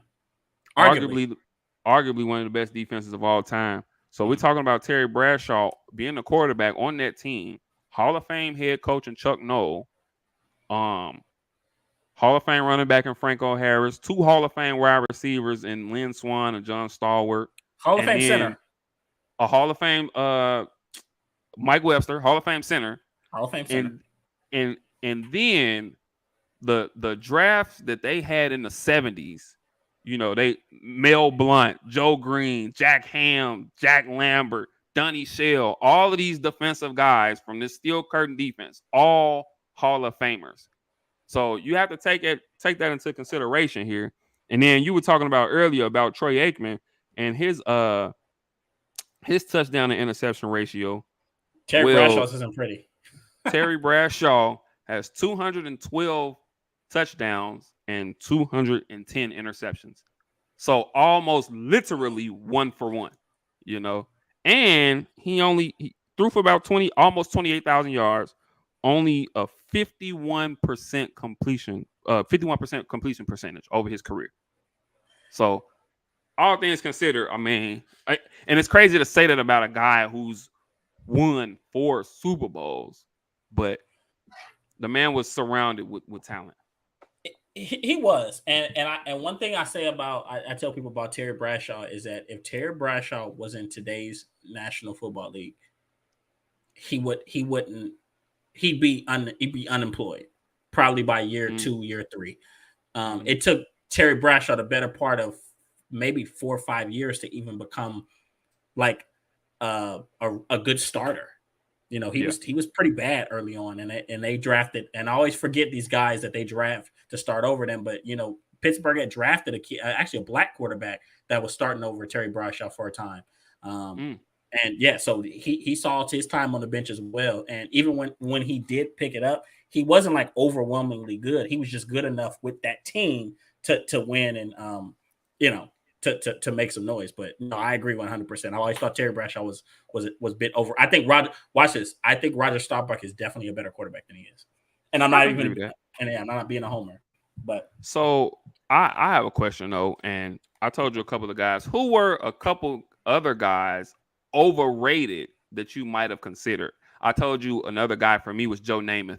Like I was really gonna say easy Joe Namath, call, but easy call, right? Hey, what do we say? terribly What overrated. what do we say? The only thing he ever did in his career was Was make this guarantee that we're gonna win the Super Bowl. he never did If anything. he and he played with the in New York for the Jets. If he's in any other outlet, he's a nobody. But I think a lot of the swag and the style and the Look, personality that he came with really helped him. And you I'll talking about touchdown to interception ratio? He has yeah. more career interceptions than he does touchdowns. Look, look, Joe Namath. Look, he deserves to be in the Hall of Fame, but as a contributor to the NFL culture.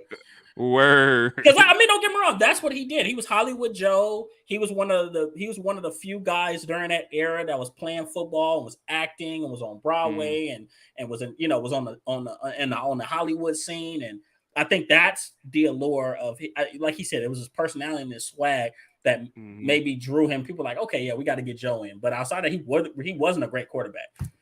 No, he wasn't. I was just wondering, was it any other guys that you considered just as a take? Dude was overrated. But because for me, well, we literally said, I thought Aikman, I thought Bradshaw, and I thought Namath just right off the top. well, you know how I felt about Eli Manning. I agree, but I think a tad bit. I think he is, but I think for me, I think for the most part, most people are willing to concede that he's overrated, and partly because of the name. With that being said, I think we both can agree, not that either one of us think he deserves to, but I think we can agree that he's going to get in the Hall of Fame. I agree. There's no disagreement on that. Yeah. So we've talked about this on the show before, right? He's going to get in. Not that I think he should, but he will. Yeah. I mean, sheesh, overrated quarterbacks. I think we can say that Steve Young was a little bit overrated. Oh, I'm gonna leave you there on that one. Just a little bit. I'm gonna leave you there on that one. Steve Young was good, but I don't think Steve Young was as great as people kind of put him out to be. He didn't go into a great situation though. He went into a great situation. He was one of the last white mobile quarterbacks, right? Yeah. He was known as a mobile quarterback, but I mean, his numbers aren't eye-popping when you look at him, especially during that era when the NFL was transitioning to more of a high volume, passing, because whatchamacallit, if I'm not mistaken, Jeff Garcia was right after him, and there were at times you're looking at you like, damn, Jeff Garcia looked, almost like a little better. And I think the Cleveland Browns paid him because of how he looked in San Francisco. Yeah, and he was just never the same. He was never the same guy. I agree. I mean, yeah, that's the short list of overrated. I'd definitely have to look into some more. Most people are placed exactly where they are. But definitely off the top of Terry Bradshaw, Joe Namath, Troy Aikman, off the top of the dome. Those guys are definitely all pretty overrated. Agreed. So that being said, underrated quarterback all time. I'm really interested to see who you got here. So who is it, man? Underrated quarterback all time. So I could have went a list of. I could have went a lot of names. I could have went. Watch this. I could have went home, but I didn't do that. Ooh, Romo? I could have went home, but I didn't do that. Okay. But I decided to pick a guy that's still currently playing, who I think gets massively disrespected by I don't know why the hell they feel like they're an entitled fan base.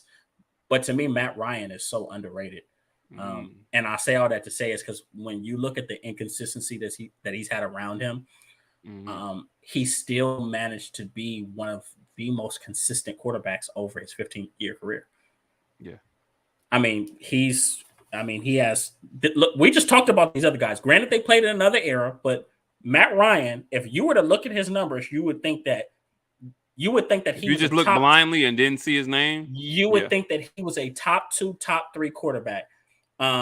He has almost 60,000 yards passing. He's a shade under it.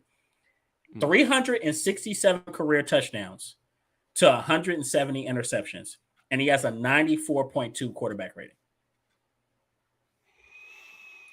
And And counting. counting, right? And now he's in a great situation in Indy where he has the Oh best yeah. running back he's ever had.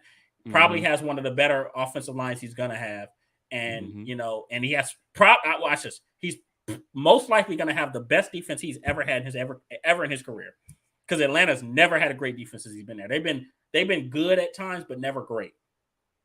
And so I think They're, that they're gonna they're gonna battle for the division, and they're gonna be a scary team to play in the playoffs. exactly, they're going to be a scary team, and all he's going to have to do is go there. He's not going to have to, you know, be the It most won't be that explosive same passer. pressure. Mm-hmm. No, he's going to Just be he's going to get don't to turn it do it, over.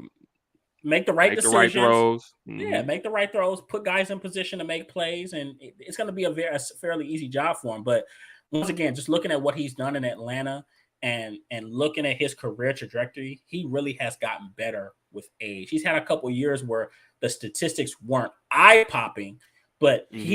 he always had a great touchdown to interception ratio. I say this all the time. It speaks volumes to me that nobody knew who Roddy White was, or we knew who he was, but he really wasn't a factor until Matt Ryan became the quarterback of that franchise. Word, And word. then now Roddy White is a top 10 wide receiver, having 1,000 yards every single season.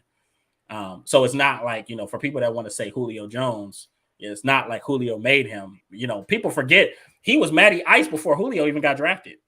He was. I speaking of Roddy Wright, I almost picked him for my wide receiver, but I didn't. I went another route. Another Which guy that people aren't talked about enough. We'll get to him though. yeah, But we I definitely think go. Matt Ryan is a really a great choice, and Mhm. he's still adding and improving to his resume. And like we just said, he just went. Now he's with the Colts in a really great situation. So it's gonna be interesting to see what happens with that team.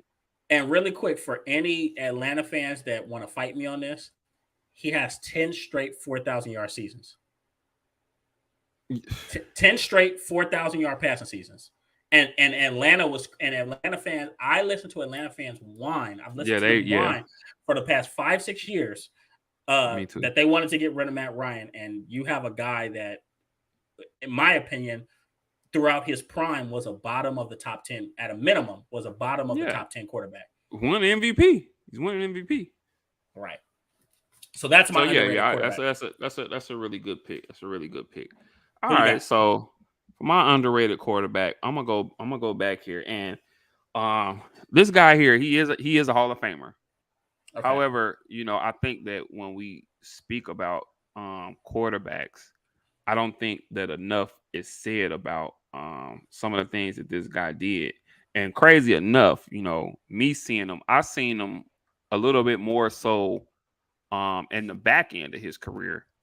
But I mean, guy's great, and I went with Warren Moon. Okay. I went Okay. I'll take that.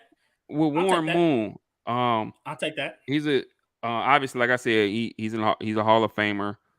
He's been Offensive Player of the Year. Um he's been an All Pro, 9-time Pro Bowler. He led the league in passing yards 3 times. Um, I think one of the big knocks on him is that, or should I say, is his playoff success. He only has 3 career playoff wins Right. in the NFL. Mhm. I'm sure, as you know, he started though in the Canadian Football League, And he is and considered. And go ahead and say it. I was Go gonna ahead. say he's probably the best to do it there. Consider this, just consider this. He played he played 5 seasons in the CFL, and his team won the championship 5 years in a row. Like He's a he was legend a over there. he was a 2-time MVP there, most outstanding player there. In the 5 years that he played there, he led their league in passing yards 3 times and passing touchdowns 3 times. So his first, before he even got to the NFL, he played 5 years in the CFL and just lit it up. Like I said, 5 straight championships. You know what I'm Mhm. saying? That's hard to do on any level. Mhm. And then obviously he got to the league. Probably had his best years with the Oilers, and then I think he spent a little time in Seattle and in Minnesota as well. Minnesota, yeah. But I think And then once again, I mean, what he has as far as in the NFL, 291 TDs, 233 interceptions. He's thrown for over 49,000 yards, 58% completion percentage, and a career passer rating of 80, almost 81, 80.9 out of one scale 1 to 100. So I mean, the guy was a stud. Like I said, I just think you don't hear that much about him because I think a lot of the narrative is he played in that type of offense that really accentuated him just slinging it. You know what I'm saying? But I think he had one of the better pure arms that you'll see from a guy in the NFL. And then once again, unfortunately, he didn't necessarily have the playoff success. He only had three playoff wins his entire NFL career. Most of his playoff success was in the CFL before he got to the NFL. But yeah, man, I went with Warren Moon. And it was a few guys though. I've told you before. I love Donovan McNabb. I don't think I almost picked Donovan McNabb. I almost did. I feel like he gets lost in history and people forget how damn good Donovan McNabb was. they dog people in Philly almost dog him, and I think a lot of it has to do with the fact that a lot of the players that you start to hear things about some of the players that he's played with. Obviously, we know how T.O. feels about him. A few other defensive guys have said this, that, and the third. But what was it? Was it 4 or 5 consecutive NFC Championship games and a Super Bowl? Did he lead them to? They didn't win the Super Bowl, but he got them to the Super Bowl. They lost to New England. Yeah, and during that run, I mean, he was an MVP candidate probably every year during that run. He was a stud, and he gets lost in the sauce. And before they got T.O., he was throwing to like Jason Avant and Pinkston and like, who are these guys, man? He was really throwing to nobodies, man. But he and good defenses as well. You know what I'm saying? But he getting them there. You know what I'm saying? And he's a guy that I almost picked here. Obviously, I thought about Matt Ryan. Matt Ryan's a good one. I thought about it. I thought about Randall Cunningham. Randall Cunningham had some solid seasons. He did. I thought he didn't do it long enough. I did think about Tony Romo. Okay. He didn't do it long enough. I even thought about Dante Culpepper. He didn't do it long enough, but he had only thing about Dante Culpepper is he had those first 3 or 4 hot seasons, and he just fell off of a cliff. Indeed. And I think maybe it coincides with obviously Randy Moss leaving. Yeah. And then obviously Chris Carter was on the back end of his career. So I think I could be wrong, but I think by the time they might have only played one season together, because I don't even think they played together at all. Because Dante Culpepper got there did he get there in 99?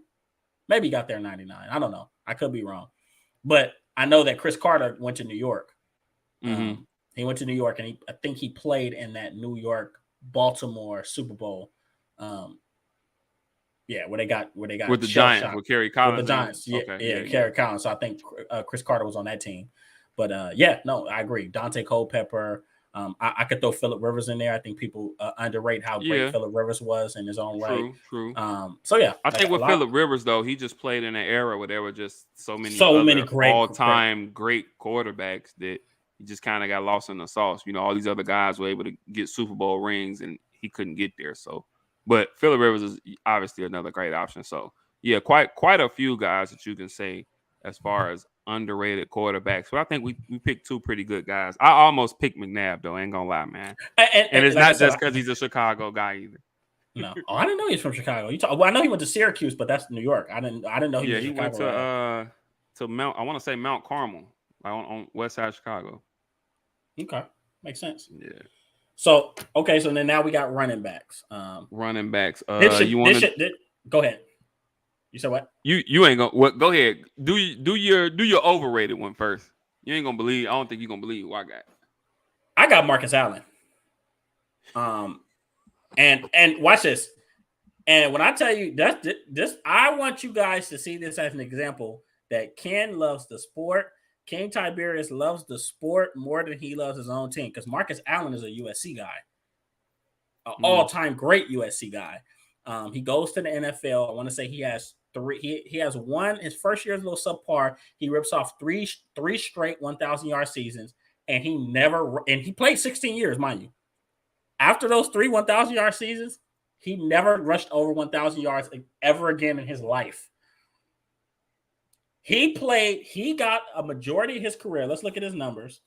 He only rushed for 1,000 yards in 83, 84, and 85. In 85. Mm-hmm. And he played all the way until like 97, 97, I believe. Yeah. 97, yeah, 16 years in the National Football League.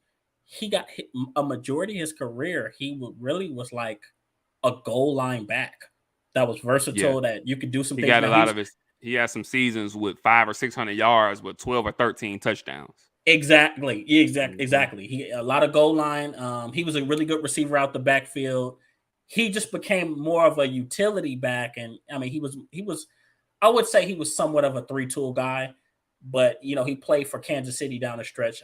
When they had Joe Montana went there, and don't get me wrong, he actually, even towards the end of his career. And I think this kind of goes, I say this all the time when it comes to some of these modern running backs. When guys can do the little things well, even if they're not great, they'll last a long time. So he kind of did what you saw Frank Gore do. But I mean, Jesus Christ, only three 1,000-yard seasons when we're talking about all-time great running backs. And I think you can attribute it to when he was at USC, they gave him such a heavy fucking workload. Like his last season at USC, he had like 400 carries, 403, 405 carries. So maybe that's what kind of ran him down, and he just was never able to, last that long because of it. Well, at least last that long in his prime. But he played a lot of years. I just think he's overrated in the grand scheme of things. Good back, but not a great back to me. Wow. You know what? I can't even argue with you, man. I like that choice so much that if I could show you my notes here, I literally picked the same guy. That's hilarious. Marcus Allen. I literally, hold up, you can see it. I literally picked Marcus Allen. And yeah, you pretty much said it all, man. You really stole my thunder here. Like you said, he had those 3 seasons where he had 1,000 yards and he never rushed for more than 890 yards in any season since. And he played about 12 more years after that. Mm-hmm. I mean, like you said, he's more of a goal line guy. Yeah, man, that is crazy, bro. Like I literally had the same guy, and I mean he's made some obviously he's made some Pro Bowls. You know what I'm saying? He's a 6-time Pro Bowler. He made some of those was legacy Pro Bowls. Yeah, he made a couple All Pro teams, 2-time first team All Pro, 1-time second team All Pro. He actually won comeback player of the year in the NFL in '93. Mm-hmm. And but yeah, man, I mean, like you said, you USC Trojan, man, and I mean, you pretty much hit it. Pretty solid receiving back, but yeah, man, I mean, and when I was looking at that, I couldn't believe that though. Like after early on, boom, and couldn't get over 1,000, couldn't even get the 900 yards. No, he was. But like you said, he ran his touchdowns up. Was if you look, boom, 11, 12, 9, 11, 7. Like he would get his touchdowns in. Yeah, he could say that he was probably at a time the premier goal line back in the National Football League. But I mean, I guess that's his claim of fame. Maybe they're like, he played a long time, he stayed healthy. Look, good kid, good personality, came from a big college, big program. Let's get him in there, and that's how it happens. Sometimes people touch all the wickets, and they do just enough to get in. And I think that was Marcus Allen. Where so that was my overrated. Another guy that I thought about, and not so much because of the talent, but he was just cut short. I thought about Bo Jackson. I think Bo. Overrated? I mean, obviously, people. Well, I say that from a sense of there are some people who consider him to be one of the best because of his talent. Some people consider him to be one of the best running backs to do it, and he was only in the league for I think he only played in the NFL for like 3 years. Right. Granted, I mean, 1 year was a monstrous year. You know what I'm saying? Granted, you could see the talent was there, but I thought about going Bo. Who else did I consider here? I I thought about Frank Gore actually. I can't do that. I I can't could agree with I that. At the end of the day, Frank I Gore gave had a him. run. I was gonna say at the end of the day, I gave him the longevity argument. So I for me, I was just like I couldn't say he was I couldn't say he's Yeah. overrated. And plus, it's hard to say because it's hard to put him in. To me, Frank Gore is a guy that had a really good prime, a really damn good prime, because he had Mm, a 7, 8 year stretch where he was the guy in San Fran. And yeah, then his, like I said, guys that fine tune their games and can block and can receive and can do the little things, they play longer. He's a guy that, first of all, I've never seen it. Well, I guess Marcus Allen's one of them. But outside of Marcus Allen, I can't think of anybody else that played like 7 to 8 years past their prime. It's ridiculous. yeah, And and I think AP is putting himself in that kind of argument. Not I yeah, don't think AP isn't as how am I trying to say this? He isn't as relevant a back as long, but he's still a guy who on any given Sunday he'll pop 100 and he'll pop 125 in a tub on you. You know what I'm saying? yeah. Even at this age, even right now, any given Sunday, you look up, he got I, 125 in a I'll tub. put it like this: Frank Gore has been in the league 3 to 4 years longer than Adrian Peterson, because Adrian Peterson Yeah, came in '07. I want to say Frank Gore came in like '03, '04. yeah, Frank Gore retired, if I'm not mistaken, and he said there were teams that were still, before when he decided to, there were teams that were still calling him. I So believe that. that just shows you that and he took really good care of his body. That's another thing.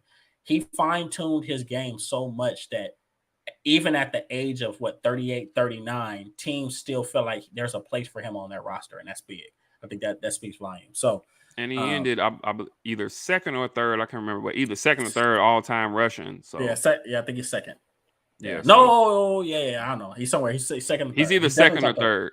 Yeah, so But yeah, yeah, I mean, at the end of the day, I couldn't do that to him. But yeah, I mean, that's crazy. Okay, so underrated. underrated. Let me see who you got for underrated. Now, if you pick the same guy I picked for underrated, I'm gonna walk up out of here.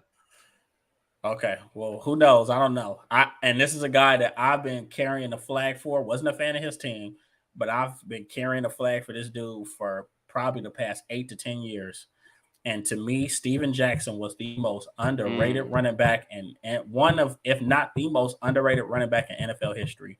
He mm, was one of the last true bell cow backs, that could really put everything on his back. And people yeah, forget he gets there. You kind of feel for the kid because he gets there right at the tail end of that greatest show on turf era. yeah. And Um, Marshall Falk. Marshall, he played 1 year with Marshall Falk. They split carries. After that, after that, he had a after that after Marshall Falk left. Steven Jackson had a 1,000 yard season every year until he left St. Louis. Every year, and I want to say that was about what 8 years, 7, 8 years, 1,000 yards. He could block. He could receive. He wasn't a speedy guy, but he was big. He was 6'2", two Yeah, forty. yeah. You know, just a all around tough guy, and he played on some terrible St. Louis teams, He like did. just I terrible. agree. That's a good choice. No offensive line, no receivers. I mean, he saw. He might have. No, let me see. Yeah, I could be right. He might have been there. He might have outlasted Sam. He might have been there so long he outlasted Sam Bradford. He saw Sam Bradford get drafted Mm. and traded. And then, So that's how long and it was sad because he went to Atlanta, and I was like, man, hopefully, he can do something with Atlanta, but he just didn't have anything left, and he just wasn't the same back. So, yeah, Steven Jackson by far, easily the most underrated running back of all time, and I want to say he has 12,000 career rushing yards. mm. Yeah, something like that. 12,000. Yeah, just really efficient. All right, all right. I looked at Steven Jackson and it's a good choice. But I got one who I'm gonna go with here. Might agree, might disagree, But when we talk about great running backs, Hmm. I think his name is rarely ever thrown in there. So I'm gonna do it. Played on the team, went to 4 straight Super Bowls. They couldn't win one, but I said Thurman Thomas, man. I don't think Well, people. I don't think. I okay. don't think people. I don't think people. Give him Talk his about him due. enough. He's a Hall People of don't. Famer. He is. He's a Hall of Famer. You know what I'm saying? But people don't realize he won it. He's winning MVP. He won Yeah. MVP in '91. He's a 5-time All Pro. 2 first team, 3 second team, a 5-time Pro Bowler. Um, he is the only player to lead the NFL in scrimmage yards 4 consecutive seasons. And he's one of only 6 running backs to have at least 10,000 rushing yards and 400 receptions. Now, he has some obviously the team had some playoff woes. He's had some playoff games himself. I think a lot of people he's known a lot for the fumble that he had in the Super Bowl, I believe against the Cowboys, that Mhm. kind of changed that game around. They were leading going into halftime. He come out fumbles and Dallas just takes off on him. But but yeah, man, I picked Thurman Thomas. I think he It's a was good pick. a really significant part of those Buffalo Bills teams. Him along with Jim Kelly and I believe Andre Reed was there. Andre Reed, yeah. Uh, a really significant part of those Buffalo Bills teams that I mean, okay, they didn't get one, but they got to 4 straight Super Bowls. We're not talking about playoff appearances or AFC championships or It takes whatever. a lot. It takes a lot to get to 4 straight It, Super Bowls. and then especially after to lose once, twice, 3 times to still have that mental fortitude to still, get there, man. It takes a lot. And once again, I think that a lot of times he's not mentioned because some of the playoff woes that he had, and he had a bit of a fumbling problem as a Right. running back. But I don't think he gets enough credit on a team that's been to 4 straight Super Bowls. I agree because when we talk about the '90s, we talk about Emmitt Smith, we talk He about was on the Barry '90s All Sanders. Decade team. He was, yeah, that's the truth. He was. He just gets lost in the fold. And first of all, I think I can say this. I think a lot of those Buffalo outside of was it why am I forgetting his name? Is it not Derek Thomas? Uh, no, he played for Kansas City. I'm thinking about the pass rusher that played for Buffalo. I forget his name, but Bruce Smith. Bruce Smith. There you go, Bruce Smith. Mm-hmm. I think outside of Bruce Smith, a lot of those guys from Buffalo get lost in the fold. Jim Kelly Mm-hmm. included. Andre Reed. Right. People forget how good Andre Yeah. Reed was. So a No, lot of those guys, you're spot on that. Yeah, yeah, a for a lot of those team that guys, went to 4 consecutive Super Bowls. right? So I think he's just a victim of that. But no, that's a good choice. I didn't expect that one. You came with a haymaker on that one. But I always like Thurman Thomas. I like his running style, and he's a guy that I always wonder, like, damn, how come people don't talk about him more? But I mean, I guess after just Buffalo losing is kind of what attributed, to him not getting that attention that he deserved. Couple guys I thought about. I did consider Steven Jackson. I'm gonna throw another one out there. I thought about Roger Craig. Roger Craig was good. First, People, if I'm not mistaken, first 1,000 first one, yard, 1,000 1,000. pounds. Yep. And then only Falk and Catfish. McCaffrey have done it after. So yeah, I thought about him. Ricky Waters. You know what? That would have been a good one. I'm gonna tell Yeah. you what I thought about though, and he got caught up on some terrible teams. I think he finally got one at the end of his career, but Corey Dillon. Corey Dillon was good. Yeah, I thought about a few guys. Garrison Hurst. Oh my goodness! Now look, now we got to stop. Okay, Garrison Hurst was good. He was all right now, but come on now, just got to stop somewhere. Oh, I'm gonna tell you another guy I thought about. Crazy enough, I thought about Fred Taylor. Oh yeah. Fred Taylor gets disrespected. Yeah, I thought about. I know he had Taylor was injury problems, but Fred Taylor was that dude. Yeah, he was a bad boy. Another team, I think he was with him. Was he with him from expansion? I think from the beginning. I think he was one of their first. One of their first. Yeah, he was with him from the beginning, and I mean they went through some tough years, but he was all world. Fred Taylor, yeah, Fred Taylor was a stud.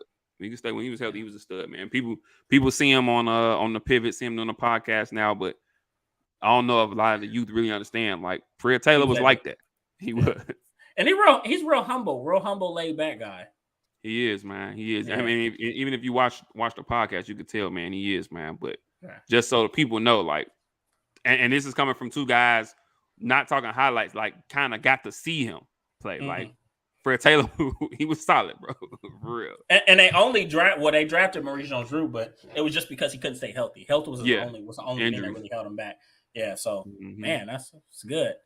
But yeah, that's running back. I know we gotta wrap up here pretty quickly. But Come on, we let's got we're gonna shoot through 'em. Give me your overrated wide receiver. You're gonna trip out when I tell you mine.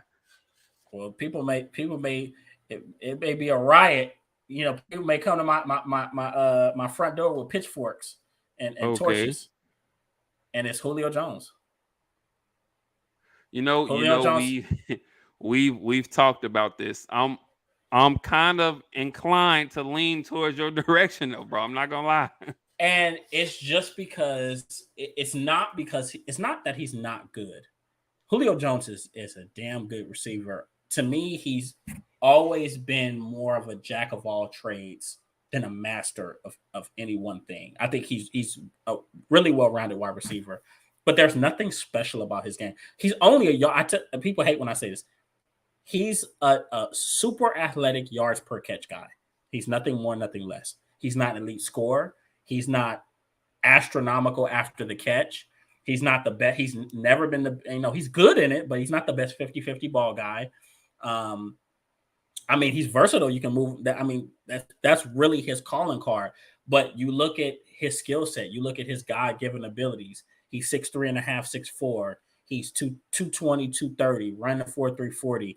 He has a Calvin Johnson-like skill set, but his game is nowhere near that. Yeah, he never quite reached that peak. He's not the receiver Calvin Johnson was ever. And I tell people this about Julio Jones. There was never a time where you could tell me that Julio Jones was the best receiver in the league. And if you're trying, it's a reach, because I watched a 5'10" guy in Pittsburgh be head and shoulders better, had the league in a headlock for 5 years. Now, see, and I guess that's where the argument is. Like, I actually do think there was a stretch where, okay, Julio was that guy. But if you was to argue differently, AB would be the one, because during that stretch, he caught like 1 million balls and had 1,800 yards a season for like 5 years straight. The only thing, especially if you're comparing the two, the only thing you could say that Julio ever did better was he just got more yards. But remember, you used to hurt me. I've said this a million times. This is a Julio Jones stat line. 8 catches, 141 yards, no touchdowns. Yeah. He a guy who would get 1,800 yards in a season, but he have like 5 touchdowns. 5 touchdowns. And the definition of a lot of empty calories. And defenses. I was going to say, and it's crazy because you think a guy that big, that size, you think he'd be the ultimate red zone threat. But he's not. But he's not. Like you rarely seen them get in the red zone and they isolate one side, throw it to that back corner. Julio gonna go get it. You rarely seen that. And what killed me all the time is I watch Falcons fans and Julio himself complain about being double and triple covered. Who cares about you being double and triple covered? Great de facto number one guys. They figure it out. You can triple cover DeAndre Hopkins, he's gonna score. You could triple cover Devontae Adams, he's gonna score. Hell, Dez Bryant D-Hop had Sage Rosenfields and Matt Schaub and God knows who throwing to him with double teams. Okay, with double teams, right? Yeah, Dez Bryant, who some people would argue or they would say Julio is more talented than he is, and if that's fair, if you want to go with that. I've watched Dez Bryant dominate against double and triple coverage. Mm-hmm. So it's no reason why you have so many score. Yards. And Dez found a way to get in it. He's gonna get in the end zone. He's a scorer. Julio, on the other hand, he has, if I'm not mistaken, 61 career receiving touchdowns, and he's been in the league 11 years, 10, 11 years, and just to make sense of this, he came in the league in 2011. Devontae Adams and DeAndre Hopkins came in the league in 2013 and 2014. they have more career receiving touchdowns than Julio Jones. And he has a problem staying healthy. Yeah, and once again, I think that's something that's culminated over the course of his career. So I don't hold that against him. But just to kind of wrap things up and not go too hard on him, he's a Hall of Famer. But when you look at the wide receivers in the Hall of Fame, he's tier 2 to me. He's who would I compare? He's in that Isaac Bruce, Tim Brown, Michael Irvin. He's in that class. He's not with the Randy Mosses, the Terrell Owens. He's not with the Antonio. And people hate Antonio Brown. I'm not saying they'll let him in, but he's worthy of being in that conversation. He's not in the Calvin Johnson. That tier 1. He had a stretch that only a select few receivers in history have had. Exactly. And so I can't put Julio in that category. And the only reason I say he's overrated is because of his skill set and his God-given talents. He should have been bar none the best receiver in the game for 6-7 years, but he just wasn't able to do that. So my guy got overrated, and once again, you actually just mentioned him a second ago, and you might call me crazy, but I picked Isaac Bruce. Fair enough. Now here's a guy. Okay, granted, he's a Super Bowl champion. Well, let me say this. So he has 15,208 receiving yards, which is actually 5th all time. Okay.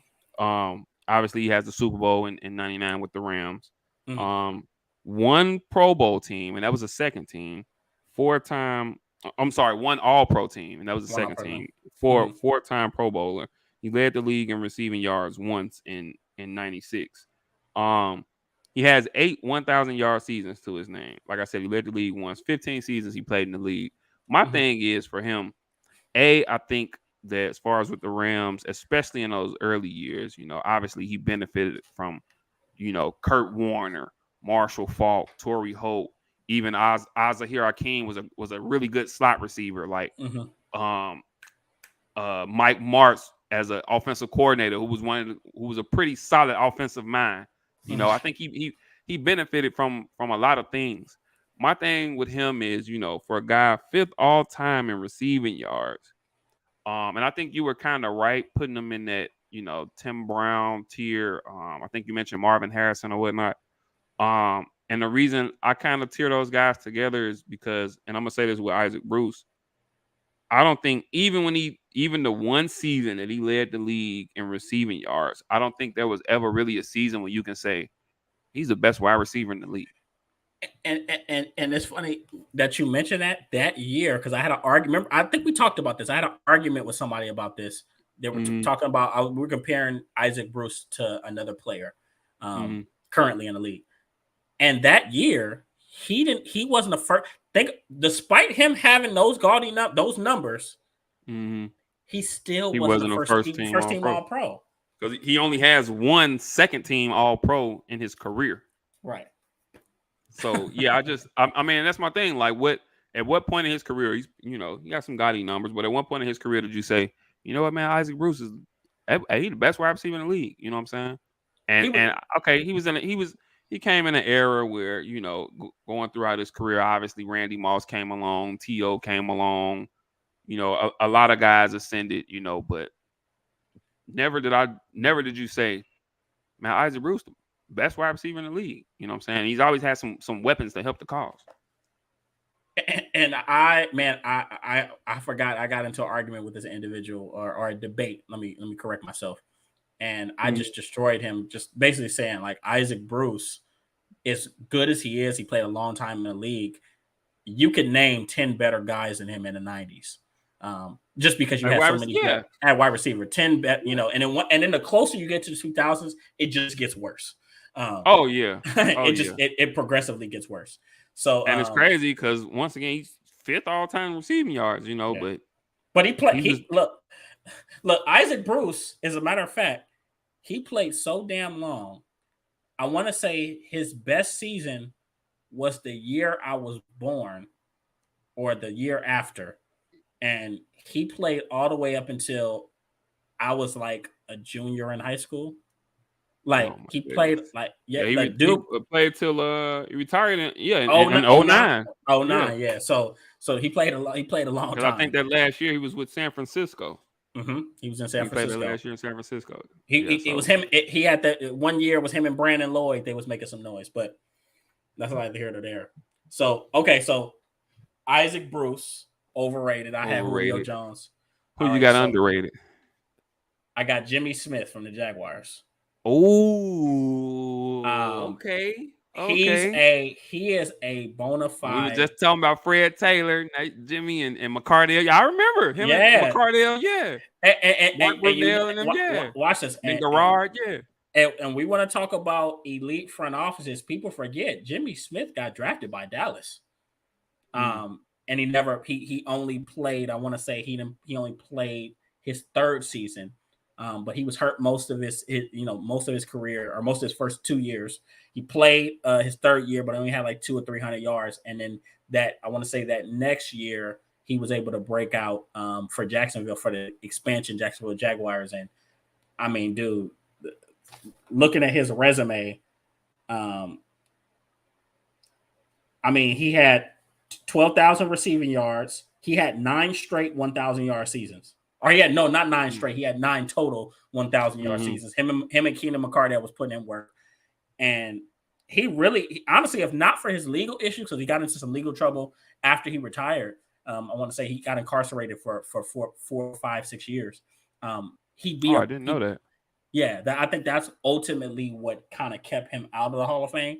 But you look at his resume, he's probably a first ballot Hall of Famer.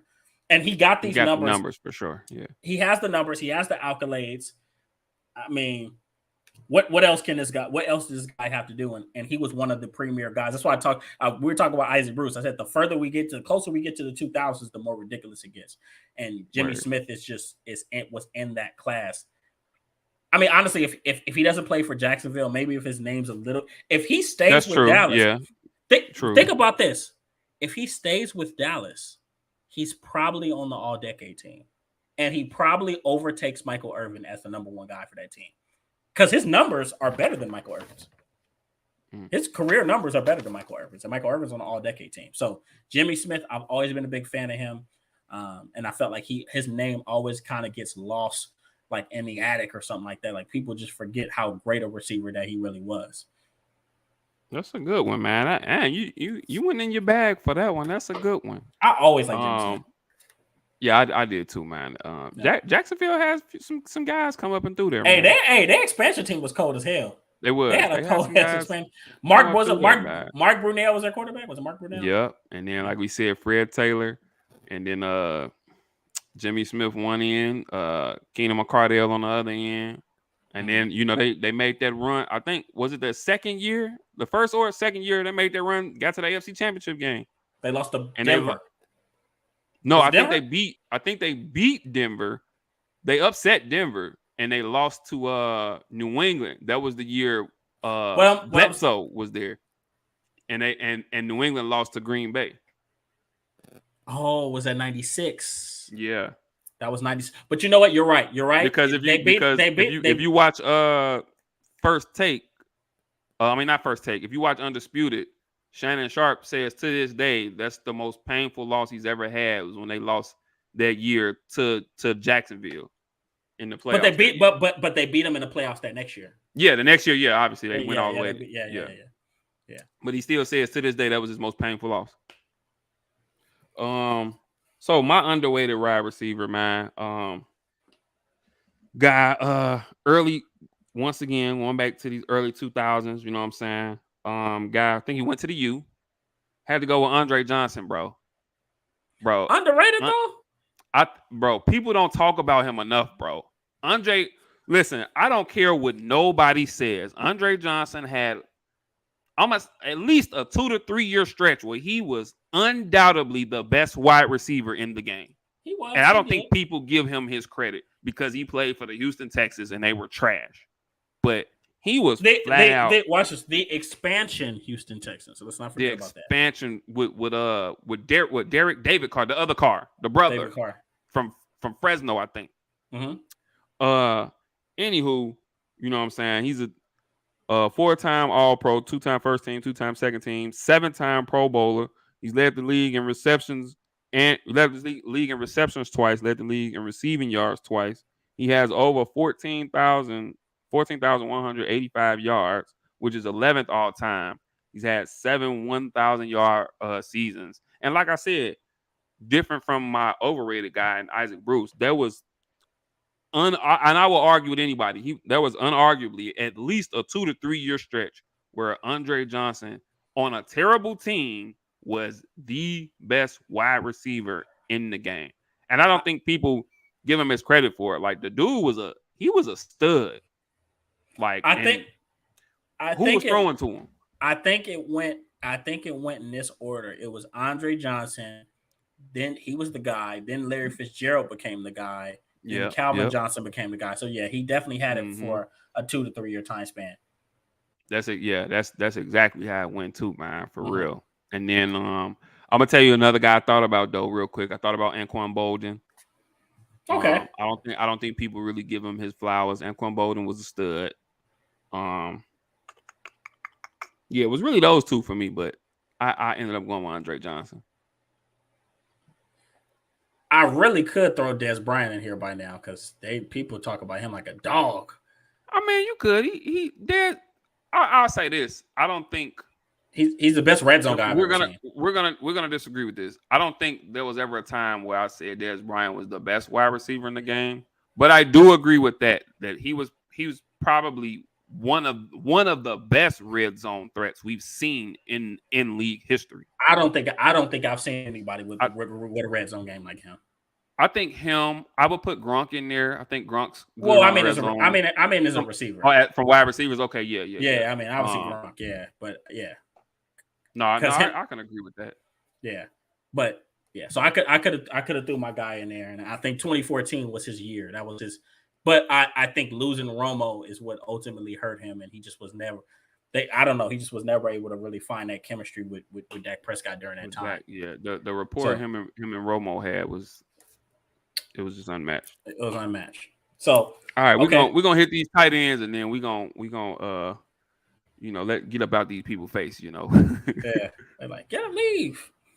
All right, so overrated tight end. Who do you think I'm gonna pick? I don't know. I know it ain't the same guy I got. Well, you know me. I'm all about ruffling feathers. Overrated tight end. I know you ain't pick Kelsey. No. Well, okay. Watch this. I'll answer it like this. Why would I pick Travis Kelsey? And he's probably the best tight end to ever play for the franchise. Oh, Tony G. Oh, wow. Okay, so this is the only reason I say he's a little overrated. What I got going, man? Hold on, man. I got stuff going on this weekend because you lucky because I want to bring this up in the Rooted in Sports community. And I might have to find 20, 30 minutes, man. God dog, and I got the in-laws coming in. I might have to find 20, 30 minutes or something, boy, because you acting up. But no, okay, so and I say this because people say he's the unquestioned greatest tight end of all time. And I think you can question that, yeah. On the receiving end, but I think if we're looking at full package, you have to argue Gronk. You have to say even Gronk without the gaudy receiving numbers, Gronk in his prime, to me, was head and shoulders better than Tony Gonzalez. He was an elite receiver and an elite blocker. Yeah. And to me, that's kind of like, and so when you're pairing Tony, you know me, I've said it many a times on this show. I can never put one guy that does one thing great over somebody that does two things great. I just can't do it. It doesn't compute to me. So, I could argue that I felt like Antonio Gates was a little bit better than Tony Gonzalez. Travis and Kelce. Then, we're talking about guys who've had some, obviously, Tony G, he didn't necessarily have that playoff success. I think, was he on that Falcon team that got to the Super Bowl? No, he wasn't. He wasn't. He just missed it. He had just retired, if I'm not mistaken. But he got there. He was there for like 2013, 2014, 2015. I'm not saying he made like two Pro Bowls, 2 or 3 legacy Pro Bowls. You like I like to call them, because Yeah. he was already had his success. But I mean, the receiving numbers are phenomenal. And sometimes what they'll do is they'll say, "Oh, his blocking numbers were good," but what it was is he didn't block very often. So it's easy to look like a good blocker if you only got to block X amount of times. But when you have guys, like a Gronk, uh, Hmm. or a handful of other tight ends that actually really did that, like that was a big part of their game. Look at currently that plays for George Kittle, Mm. dog, dog as a blocker, A, right? a stud. A stud, right? And to me, that's the tight end position. The primary responsibility of a tight end is blocking. So how Yeah. can you be the best tight end if you're not even the best blocker? But that's just me. Yeah, and it's funny you say that. Once again, I listen a lot to, the debate shows, the First Takes, and Undisputed, and Hmm. once again to mention Shannon Sharp, even Shannon Sharp, who can be in that argument as well, but even Shannon Sharp himself says to him, Gronk is the best tight end to ever play. And he said that pretty much for the same reasons you said. He is just as elite of a receiver as he is a blocker. You know what I'm saying? And even for a guy, he said himself, he hated the block. So to see a Yeah, guy like that who really took enjoyment in blocking and was just as good as that as he was a receiver, you he's can't you always can't said, he you thought Gronk yeah, was the best. yeah, you can't you really can't argue it. And plus, uh, Shannon Sharp was more of an H back than a tight end. I know they said they had to do a lot of things with him on the move, but I almost don't want to classify him. And when I meet Shannon Sharp, I'm like, man, I think you're an H back. You can be like, screw you, right? But no, that's just the truth. I think he was that. That's more of what he was. He wasn't he wasn't an inline blocker. He was that guy that was kind of off the hip Hmm. of the tackle or the tight end or the tight end that was inline. So more of an H back. I got you. I see what you're saying. Mm-hmm. So my overrated tight end, and you probably agree with this. He's still playing right now. I picked Jimmy Graham. Okay, I I'll take think that. I think, and especially early on, like them first few years when he came on when he was in New Orleans, I think he was like the Travis Kelsey of that time. Like people was just saying like, oh, he's gonna, oh my god, like look at him wiggle, oh my, like this kid's a stud, and he literally hasn't been the same since he left Drew Brees. Like Oh literally yes. hasn't been the same. From Seattle and even I think he made a stop in Green Bay, and then now he's with my sorry Bears. But and I mean, I give him credit where it's due. You know what I'm saying? He has over 8,000 receiving yards, which is eighth all time as far as tight ends, eighth on the tight end list. He has Mm. 2,000 yard seasons. He actually led the league in touchdown receptions once, but once again, all his best years were those first four there with New Orleans, where he had the 2,000 yard seasons and he led the league in TDs. One of those seasons that were New Orleans, but he just hasn't been the same since. And I think he was a guy that he started out on such a high cliff, and then I mean just a dead fall. And Because he was numbers wise, him and Gronk was actually going head to head for a cool little minute, probably like 3 4 years. They were going back to back. those New Orleans years when he came in, when he was there with Drew Brees, and they Mhm. was slinging it around or whatever. I mean, he was there, but since Remember, then he's really just fell off. remember, he tried that nonsense. He said, "I want to be paid as a receiver." Man, look, I wish the Bears would get rid of him, but it's another story for another day. All right, Uh, so last but not least, your underrated tight end. Big game Wit. Big game Wow. Jason Witten. I should have known. And I I should had have to do known. it. Look, eventually, I had to I be a should have homer known. one of these days. And it's only because I say Jason Witten is underrated for the same reasons that I say that Gronk is the Grunk greatest is tight the end. mm-hmm. And as a matter of fact, Gronk has been quoted as saying that he's modeled his game after Jason Witten, just Mm-hmm. being that complete tight end. Um, Jason Witten was a guy that he came out of Tennessee, and was probably considered a little bit more of a blocker, but he matured into a damn good receiving tight end. And oddly enough, he wasn't a lick. Wasn't a lick of athletic. They say he had Mm-mm. deceptive speed, but he wasn't athletic. Wasn't fast guy. I felt like he ran like a 5'2", 5'3", 40, but he stayed open. Mm-hmm. You know, and if and he was a really great route runner. I think that was, he mastered the art of running routes and kind of finding those holes and zone coverage. And I've seen strong safeties and slot corners try to man him up and him put them on skates, put them on a mixtape. Like he was just a master of his craft. And maybe I think he just gets lost in the fold because his game wasn't as sexy as other tight ends. But I Right. mean, he has what 13,000 career receiving yards, 74 touchdowns. He's an 11-time Pro Bowler, and obviously during that time, he's one of the best blocking tight ends ever. And people seen when they talk about the best tight ends of all time, people try to throw other people over him. Kellen Winslow Sr. And I'm like, come on, you guys! Like Jason Witten was better than Kellen Winslow freaking Sr. Where But getting you've seen. disrespectful.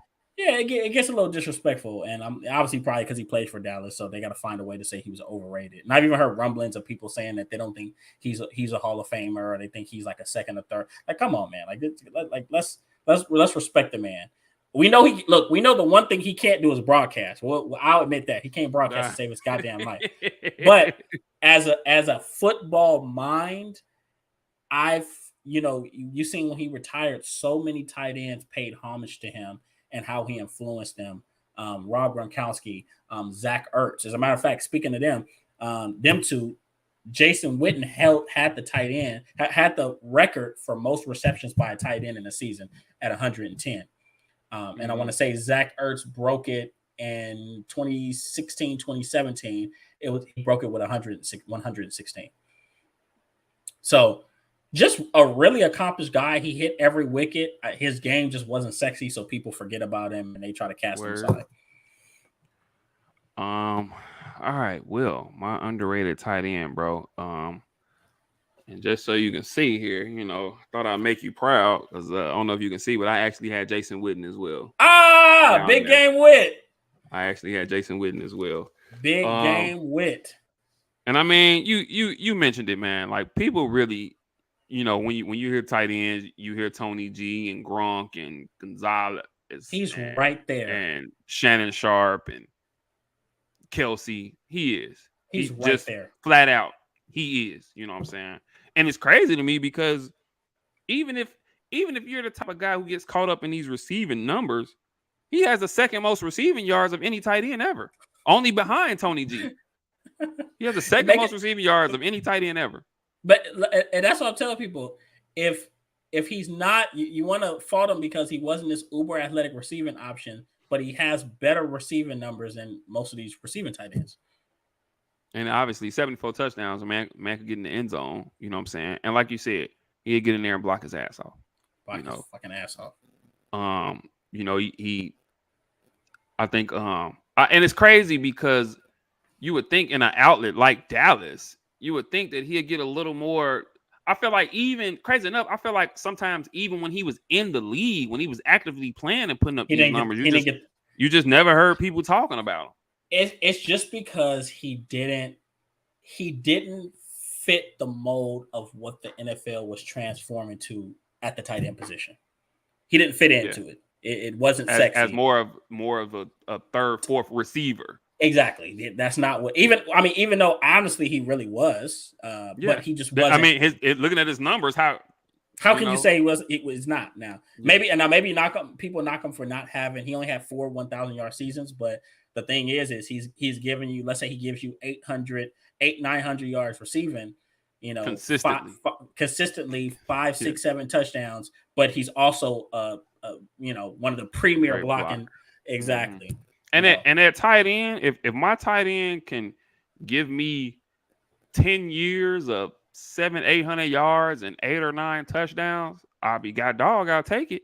You know what I'm saying? And this guy, he was doing that. That was the floor for him, right?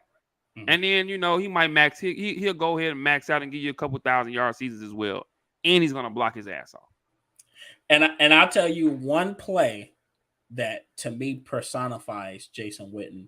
just to show, because like you would think, I guess people just underestimate this guy that ran this 5.340, but it was when Dallas won that playoff game against Detroit, which Mm-hmm. by the way, Matthew Stafford said that was the best chance he felt they had a chance to win a Super Bowl championship in Detroit. That was 2014, Right. and it was fourth down, and and Tony Romo, I want to say it was 4th and 10 or 4th and 8, and Tony Romo, Jason Witten ran like a seam route, and he broke off and broke it into like a post, but he was Mm-hmm. getting covered by Detroit safety. I always say his name wrong, but it's like Inhigbo, And African hey, well, name, yeah, I know who you're Inhigbo, talking about. and Yeah, Higbo, and Jesus Christ, he put that man on a straight up mixtape. and got He and got the oh conversion, huh? broke his ankles and broke his ankles. You see him fall. People looked that play up. That fourth down conversion against Detroit. Broke his ankles and he was wide open and Tony Romo hit him. But I'm like, that's just quintessential Jason Witten. Not fast, not athletic. Kind of like okay, kind of like Joker is. Like he's just so skilled. Can't jump Yeah, over a phone book. Not athletic, but he's so skilled that he's able to perform or outperform more talented, more physically gifted players. where yeah, I have to go ahead and go and give him a shout out, man. People don't give him his just due, and Mm-hmm. is he in? He ain't got in yet, I don't think, but No, because he just retired in 2019, so I think he'll be up in another 20 year. 2020 with the Raiders. He spent the year with the Raiders. That's freaking right. I forgot about that. Okay, I'm Yeah, thinking about the last year he played for Dallas. But yeah, you're right. 2020. He played 1 year with Darren Waller.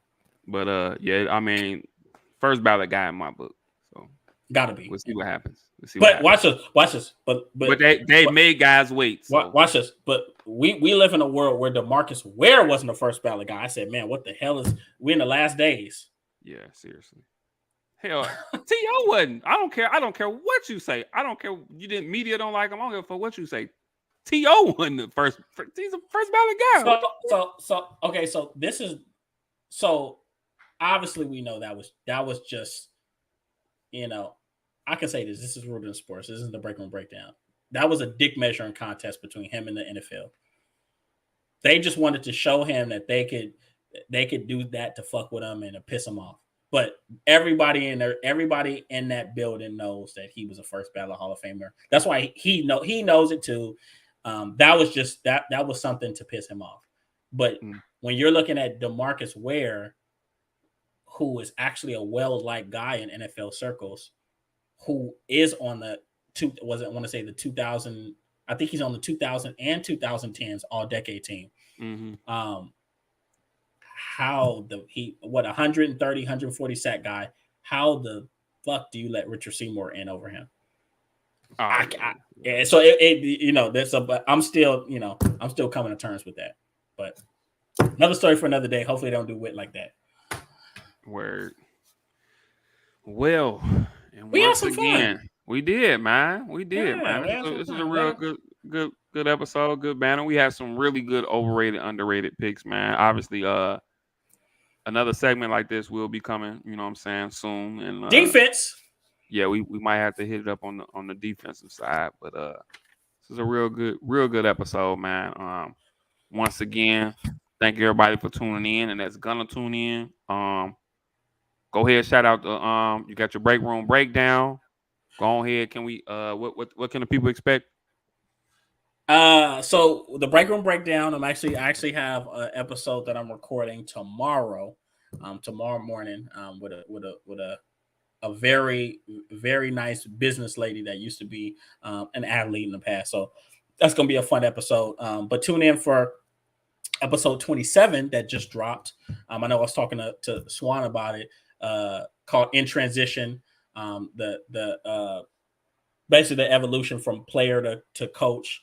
And I had a really good interview with Richmond's assistant coach, Kalia Johnson. So really, really good interview, really fun. You get a little insight into the female basketball world. It's a fun episode. So that one just dropped last week.